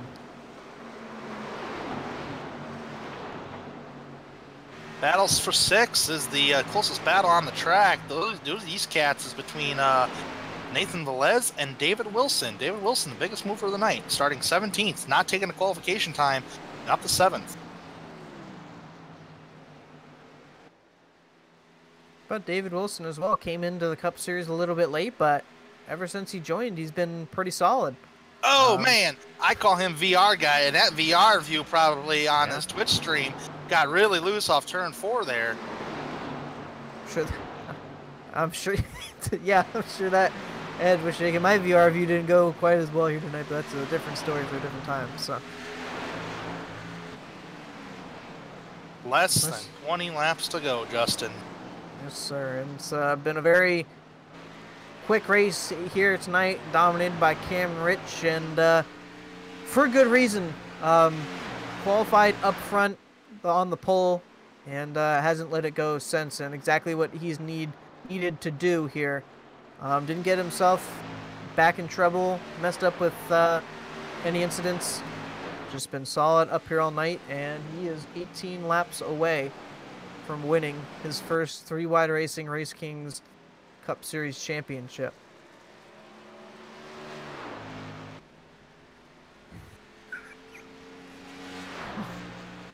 Oh my goodness.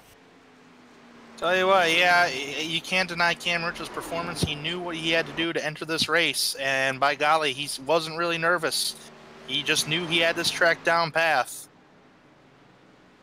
And he's taking advantage of it. Yeah, an impressive season to boot as well. 9 wins. Should he win here tonight, knock on wood, but should he win here tonight, that would make it 10 on the season. And I mean, almost unstoppable between him and his teammate Peter Short, who unfortunately did not advance into the round of 6 and almost had a shot at the Truck Series championship last night. No, he won the championship last season. Kind of a disappointing season all around for Peter. I'm sure he would have wanted much better and was looking good late or in that Truck Series race.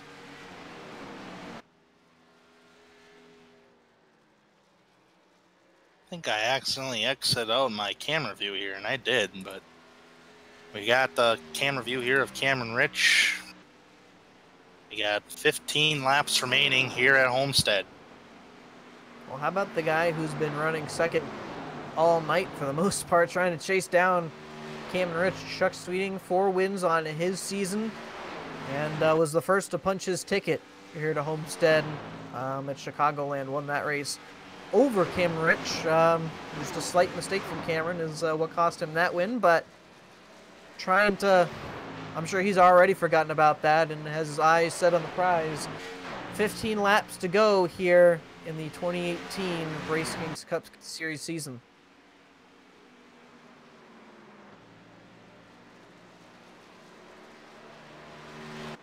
Tell you what, I can tell you, Justin, a lot of these drivers have, especially 3OG, you can't take anything away from them guys all season long. That team over there, Paul Ross, Samuel Close, Luis Salmasso, Rusty Webb, I think they learned a lot this season.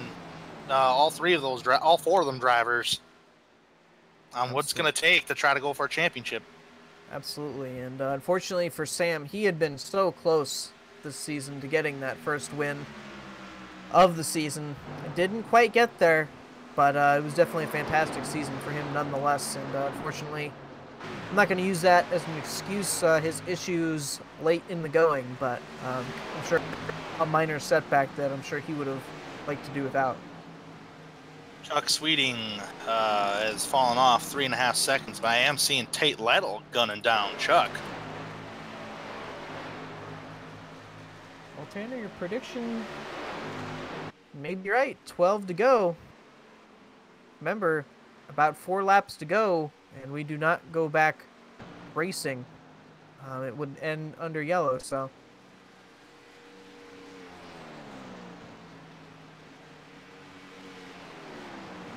Yeah, I mean, it was just kind of, I mean, I think a green flag strategy, it didn't happen tonight. And I think it's kind of the first time that in a while that has not happened. Absolutely, yeah. I don't even remember when was the last time we had we never had a green flag run. And pit stops. Yeah, and for those guys back there in second, third, fourth, fifth, those were things that they really wanted to see here tonight to try and get an advantage on Cameron Rich. And unfortunately, it just never happened, and Cameron's been so good on restarts, the long runs, it's just been almost impossible to keep up with him as Chuck is back down to 3.5 seconds behind. There's going to be a battle brewing up again between Johnny and Paul. I'm kind of seeing these two cats becoming closer again. Both have kind of been attacking the racetrack the same way, although Johnny goes a little bit higher than 1 and 2 that time.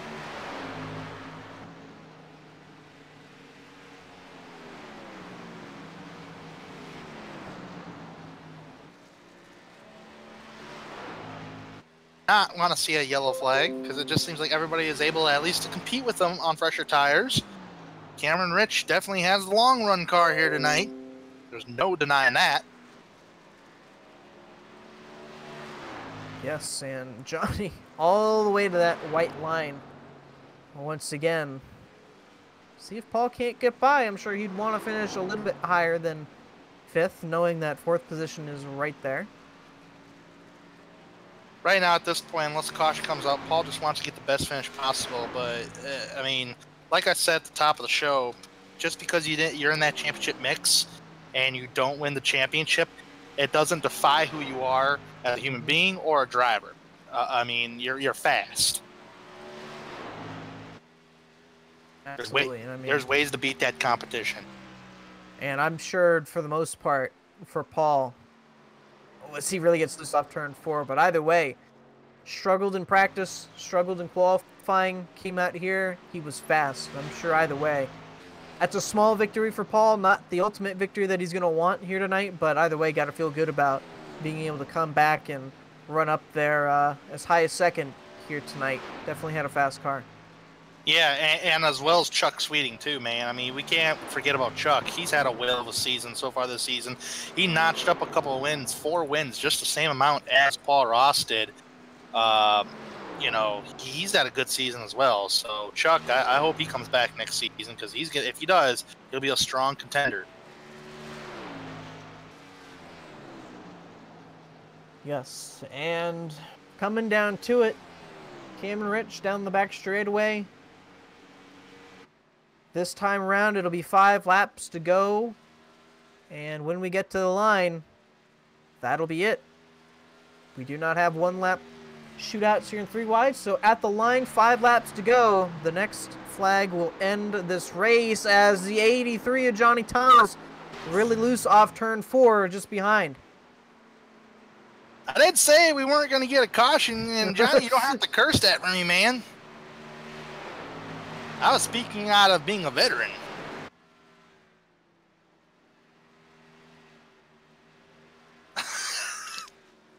Production.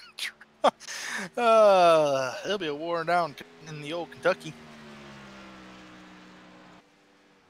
All right. We got 4 to go for Cameron Rich, and you know if you get a caution, you won the race. So Cameron has got to be really taking it easy here now. I mean, he's got a 5-second lead over Chuck Sweeting. And again, not to knock on wood, but he's been so close these past 2 seasons. It'll be back-to-back for Eisenach with Peter Short winning it last year. And as we take 3 laps to go, Cameron just has to make 3 more laps. And he'll come around and... Cameron socked the wall somewhere because I'm seeing right front damage. Oh, he's had it for a while? Okay. That's not heavy. That's not I don't recall ever seeing it, but...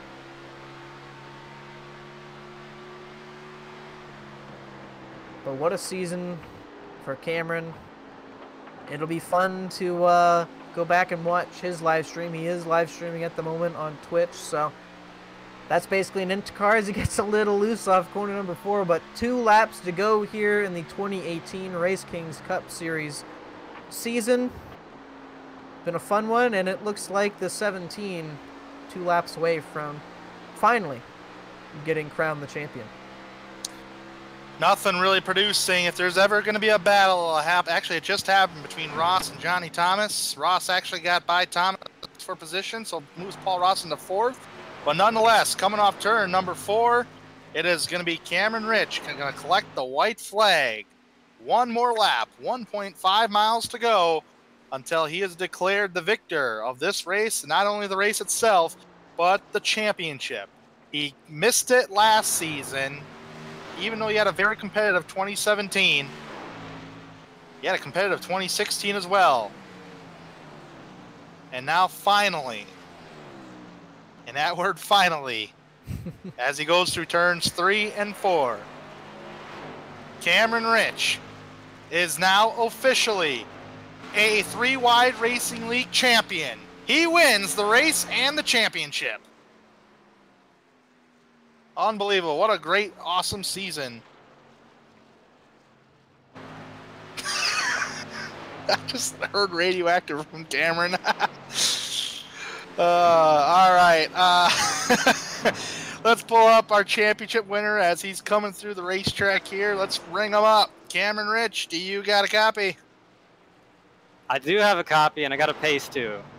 Yes, you do, man. Hey, first and foremost, at least you ain't getting wrecked by Carlos in the season. At the season ending, I heard you're radioactive, and I wanted to make a funny comment towards it. But Cameron, congratulations, man. You're a champion party winner. Foul. Party foul. Yes, look at this burning down, though. Party foul. Congratulations, Cameron, man. How does it feel now that you're officially a champion? Man, am I really a champion now? Is that a thing? I think it's official. You join me Oh now, God. man. Oh man, that's cool. You know what, Carlos? I love you, man. Oh man, that's cool. That is cool, man. Look at that, you burn it out in turns, and on the banking of all places. You must be having the time of your life out there. Oh man, I'm happy as hell right now. All right, Man, you led all but one lap here tonight, and I saw you really fight Levi lap led, man. You almost had the perfect race here tonight, and you walked it off with the championship. Yeah, like I said in the pre-race, I just wanted to come out here and run this race like it was any other race, and you know, just oh wow, yeah, that was pretty cool. I knew Chuck was gonna be faster. He was faster last year, so I was worried about him. And Paul's always fast, and you know, I drove my heart out every single lap of that race. I wanted that so bad. I wanted to be called the 3-wide champion for once, and it's pretty awesome. And if hopefully you don't start crying because you sound like you are in the background, but nonetheless, Cameron, I'm just gonna go on a limb and say it since our final broadcast. That was a hell of a race for you, man. That was a dominating performance. You went out there, you did what you needed to do to secure that championship spot, man. Overall, I don't want you to give away any secrets, but it looked like you just found that correct line, and looked like you weren't really getting loose, even though it was probably loose for you out there. Just smooth and steady every lap. Focused on just hitting my marks every single lap. I wasn't worried about Chuck. Actually, I kind of figured in the middle of the race, Chuck was, after that first run where he kind of burned his stuff off, I figured he was backing off a little bit, so I backed off with him just so I could, you know, keep him in my mirror. I didn't want to get out too far and just, you know, burn my stuff off. But yeah, that was about as good of a race as it could have gone for me. It's cool, man. The past 2 years of disappointment just doesn't even matter anymore. I just the race and the season alone, it was a pretty damn good season. I thought I drove my heart out every race, 26 races, just never give up. And man, I'm a champion now. That's pretty damn cool. That's awesome, man. You know, ever since I seen you step foot in the 3-wide racing league, man, I knew you were golden because you were fast as hell, and sometimes it would make me angry. But nonetheless, it doesn't define who you are. You're just a fast guy. You come here, you have fun, give your dedication to the league, and now eventually that championship just eventually came for you. Now you're a champion. It's an awesome feeling. Been down that road before myself. So, but man, if there's anything else you'd like to say, any give thanks or anything like that before you let you go, because right now I'm reading the chat here. You're giving a lot of love from a lot of people. First off, my good friend Jessica, I want to give a shout out to her. Her dad passed away a couple of weeks ago. He was a big racing fan. He watched these races every now and again. So, you know what, Gary, man, we're thinking about you. I'm thinking about you. Hope you liked what you saw. I want to give a shout out to Corey, our Grand Poobah over here. He puts up a lot of our bullshit. Sorry for my language, but he puts up with everything. Saw the drivers, man. All these guys are cool as hell. And big shout out to Chuck and Paul, man. Those guys are awesome. So glad to be able to race against them for this championship. And you know, I have a lot of respect for both of those guys and everybody else in this league. You know, everybody drives cleanly. You know, usually there's no stupid stuff like a lot of other leagues have. And just my team being awesome. It's gonna be a party tonight, that's for sure. And of course, I already gave you guys a thanks, but that's pretty cool. 26 races you guys done, and you know, been here for all of them, and that's a lot of dedication for you guys too. And our man Carlos, he works his butt off, and can't thank him enough. Hope he enjoyed sponsoring this year. Hope it was pretty good. It was. It most definitely was. And thoughts and prayers goes out to Jessica and her family as well. But hey, nonetheless, Justin, do you have anything for Cameron Rich before we wrap up this interview so Cameron can go celebrate and have a few beers? Man, very impressive here tonight. Impressive performance and walked it off here tonight. I don't want to hold you any longer, so congratulations and hello, Cameron Stream, and go celebrate, man. You deserve it this one. Thanks, guys. Appreciate it. Cameron, can't wait to race. Can't wait to race with you next season, man. I'll be out there with you. Oh hell yeah, let's go get it, boy. we'll be trained doors just like South Boston. Oh yeah, every week. Let's go for it. All right, you heard him, folks. Ladies and gentlemen, whoever, all of you people watching the broadcast, including on Cameron Rich's side on his Twitch feed, your 2018 3-Wide Racing League Cup Series champion of RaceKings Cup Series is Cameron Rich. Congratulations. Sounds pretty good. That's Cameron Rich, folks, who also wins the race here tonight. Now let's go ahead and interview another driver who finished second here. Who did finish second? Chuck Sweeting. Mr. Chuck. We got to find him here. Can somebody bring him up? I got him. All right, thank you.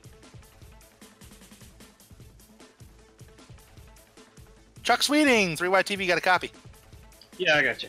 Hey, man, I got to tell you, throughout not just tonight's race, but the whole entire season as a whole, to get yourself in position to be in the playoffs and this championship race, it was a hard-fought battle. I mean, you cannot be denied whatsoever on the kind of human being you are or driver you are. What a great season overall you had, and you just came up short, but I'm sure you'll be back at it next season if you choose to still be with 3 Wide. Yeah, I'll definitely be here next season. I appreciate that. You know, Cameron is a very, very talented driver, and he deserves a championship. I know he's had a couple of rough years trying to fight for it. I'm going to have to figure out how to get a little bit better at Homestead to have a shot at it next year, because I'm sure I'm going to be racing against him for it again next year, if I can make it again. But it was a good race. I tried everything I could, different lines, different, you know, letting off early, driving in deep, and he was just painting that seam around the bottom the whole race, and just, you know, he never hit it wrong, and it paid off for him. He just pulled away from me, and nothing I could do about it. See, Justin, I did say he was riding that seam. But nonetheless, Chuck, I tell you what, how was the race overall for you? Like you said, you couldn't keep up, but you did had a miscue on pit road that almost kind of put you behind the 8 ball a little bit. Tell me a little bit about that. Well, it's not a good race unless Chuck screws up on pit road, but yeah, I just, you know, I don't want to slide through it because that's even worse, and I stopped a few inches short and had to pull up a little bit, and I don't know, made the restart a little bit more exciting. Yeah, absolutely. It was you made a restart. That was awesome driving by you. I mean, Tate Lytle is having some blinking issues here and there, but you took advantage to go by Tate and then dive it down the inside past Paul Ross. That was almost a championship-winning move if you would have got the Cameron there. But it was a great performance by you, man. You can't take yourself away from that for sure.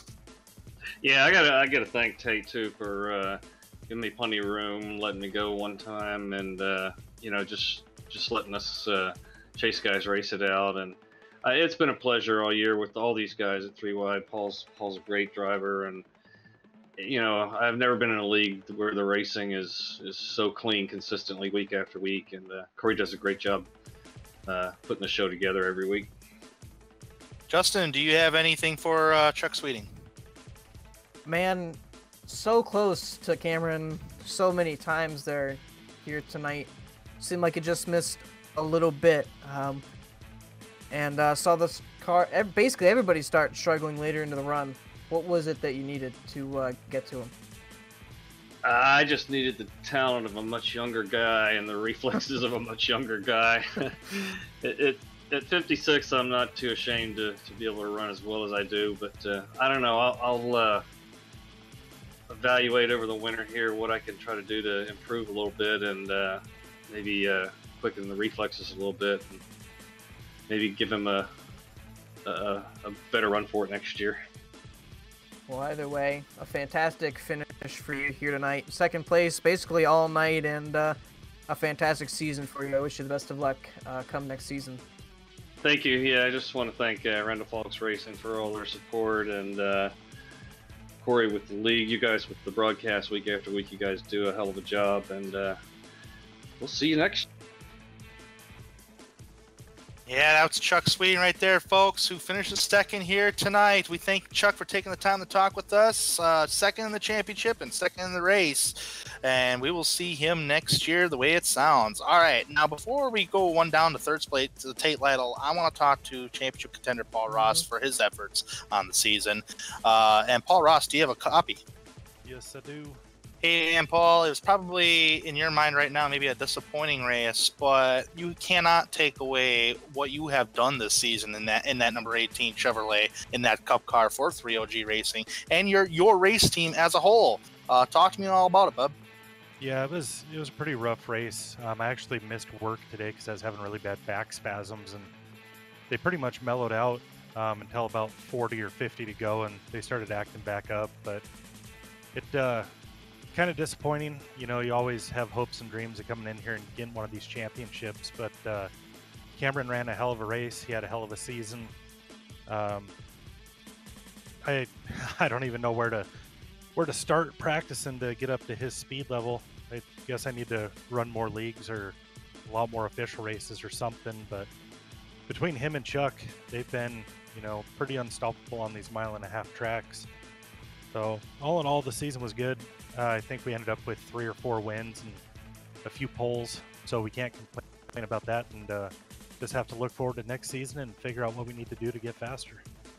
Yeah, absolutely, Paul. You have 4 wins on the season, 4 poles, 13 top 5s, 19 top 10s to end out the 2018 season of the RaceKings Cup Series.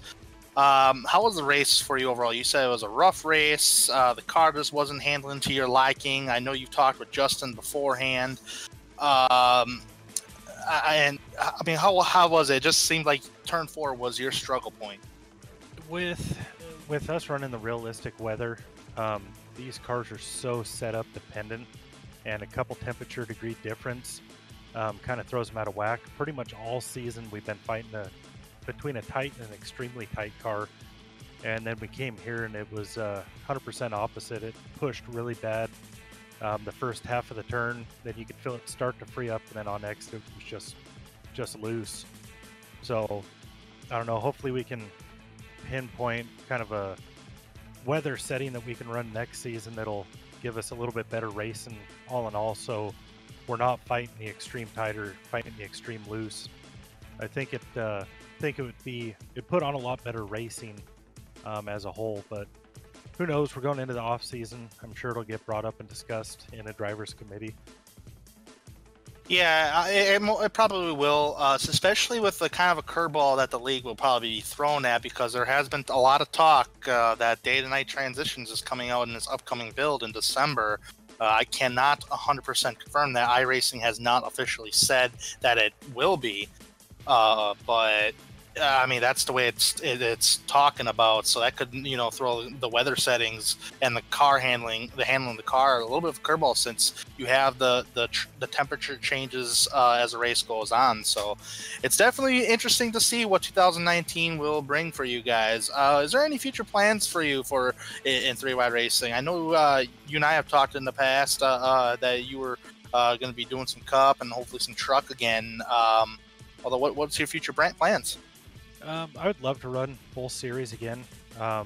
Corey has one hell of a load on his plate, so if it comes down to needing to step out of one of them to help with the league in any way, I'll probably end up doing that.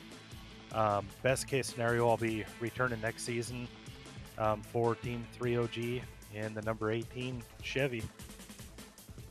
Sounds great, Paul. Well, it was a hell of a season for you this season. Can't take away you as a human being or as a driver of everything you've done for 3-wide racing. I've known you since the inaugural season, so keep at it, man, and that championship's going to come again. Yeah, hopefully. We got the B car last year, and we definitely made huge strides this year in our cup performance and our truck performance. So hopefully next year will be the year we can get another cup championship. All right, well, we're going to let you go here to move on. Thank you for taking the time to talk with us, Paul, and best of luck in the next season. And if you're running any Triple Crown, too, best of luck there as well. Alrighty, thanks, and have a good night, you guys. That's Paul Ross, who officially tonight finishes 4th place, 3rd in the championship. But Justin, I believe you caught up with Tate Lytle, who finishes in 3rd tonight. Yes, sir. Oh, I got him up for you. What's up, fellas? Tate Lytle, you got a copy? Is there? Hey, man, that was a heck of a run for you here tonight. You had a couple blinking issues here and there that may have possibly put you behind the 8 ball, but so far it did not. And you had a solid run here tonight of a 3rd place. How was the race for you overall tonight? Yeah, it was pretty good. I mean, I was 3rd place car the whole time. Paul and I were pretty close on the short run, but it seemed like me and Johnny would pull them on the long runs. But no one had anything for Cam or really even Chuck for that matter. Yeah, it just seemed like your car was better on that longer run, but you just could not really catch up to Chuck. I thought you were catching Chuck at one point, believe it or not, towards the end of the race there, but you didn't get by him there. But overall, you can't. I mean, you had a great performance as well in your participation in the 3-Wide Racing League, not just on the Cup side, but as well as the Truck Series side. I mean, it was a rough start to the season, but the end of the season was pretty good. I thank Corey and everything he does, and of course you guys for broadcasting all the races. They're fun to go back and watch. Yes, absolutely. Any future plans on running with the 3-Wide Racing League in the future? Yeah, I should be running all the series next year. I'm gonna run for Hanshaw for majority of them. I run for Johnny and a couple special events here and there, but that's the plan as of now. All right, Tate. Well, I'd like to thank you for taking the time to talk with us here this evening. Congratulations on a podium finish of a 3rd place, and hopefully we can see you run for a championship next season in either series. Sounds good to me. Thank you, guys. That was Tate Lytle finishing 3rd here tonight. I do believe do we have a time for one more with our? Okay, we do. Let's bring up our our league organizer, Corey Lindsay. Corey, do you have a copy? Howdy, sirs. Hey, man, first off, congratulations on another successful 3-Wide Racing League season on not just the trucks, but the Cup Series side as well. It is great that this league is still moving along since 2011, and it's very strong today. Probably one of the most strongest leagues on an oval side out there. Heck yeah, man. Insert the kazoo noise, Carlos. It is, but Corey, that was a heck of a race, man. Did you like the race overall and all the racing that we've been doing? And as well as, is there any future plans for the 3-Wide Racing League that you'd like to maybe announce, or not yet? Not yet. We got registration for Triple Crown. You can go hit us up on 3wideracingleague.com. Register on there. Did I like the racing? Yeah. I mean, it was a good curveball for the league. We haven't had a race like that where it was, kind of difficult to get in but loose off. It was good to have a little bit of diversity there, especially coming to the end. I don't know if everybody enjoyed that, but still, nonetheless, it was a good race. I'm glad Cameron got it. He's been working for that so damn long, and to have him finally become a champion, he deserves it. I mean, well done to him, and I'm happy for him. Yeah, same here. If he sounded like he had a little, it sounded like he had a little emotion in him, just a little bit, man. Like, I finally did it. I'm finally a champion. So that's great on Cameron's part. But Justin, do you have anything for our league organizer, Corey Lindsay? Man, and I mean, just been a fantastic season up here from both the broadcasting booth and the officials booth. I really look forward to what's going to come next season, whether I'm in the car or whatever I'm doing. So I really look forward to it, and like Tanner said, congratulations on another fantastic season. Dale, yeah. Dale, yeah. Dale, yes, indeed. And Corey, thank you for taking your time to come talk with us here at the end of the race here. Congratulations once again on a successful season across the board. We got some Triple Crown, like you said, and everybody can find out more information about that at www.3wideracingleague.com for all that stuff. It's going to be fun racing. I'm really looking forward to that, and I'm really looking forward and hopping on in the car with your team, Corey. So that's going to be a lot of fun. That's my plans. Yeah, thanks guys. I appreciate all the time and effort y'all have put into this. You definitely saved the day coming in here a few races into the year. Y'all did DD, which was awesome. And I'm excited to see what becomes of 3-Wide TV. Y'all have that super late model deal, which y'all get crazy views. It's just cool to see everything working out the way it is. Yes, indeed. So we thank you very much for taking your time to talk with us, and best of luck in all future events that you plan for the league. Thank you. That is Corey Lindsay there, folks, who's the league organizer of the 3-Wide Racing League, and I do believe it is time to go ahead and possibly wrap it up for our unofficial race results. Almost official, but unofficial at the moment, as Cameron Rich wins the race and the championship, and also sat on the pole. It was a perfect day, dominated the race, did what he had to do to get that championship that was just so missing for the last couple seasons. Chuck Sweeting finishes in second, another championship driver. Can't take away his performance all season around. Tate Lytle, him too. I mean, he went out there in the last couple races of the season here and really put on a clinic on trying to show that he's competitive. He finishes in third. Paul Ross, former series champion of the Cup Series side in 3-Wide Racing League, he's going to finish in fourth spot. Johnny Thomas finishes in fifth, as well as a former champion. Nathan Velez in sixth. Richard Lafferty finishes in seventh. Richard Hines finishes in eighth. David Wilson in ninth. He's the biggest mover of the race, along with Nick Miller rounding out the top 10. Justin. Yes, sir. And to finish it off here this season, Mike Stevens comes home in 11th. Chad Brown in 12th. Levi Zielinski, who was hugging the wall all night, comes home in 13th. Dylan Hickey in 14th, a great rookie season for that driver. Kyle Hanshaw comes home in 15th. Rusty Webb in 16th. Jordan Teal in 17th. Patrick McCusker rounds out your field here tonight in 18th. All right, and before we let everybody go here, we have a lot of thank yous to give in our final race as a team here tonight. First off, Justin, you got the pole award, and we got to give a little shout out to Track Cams as well.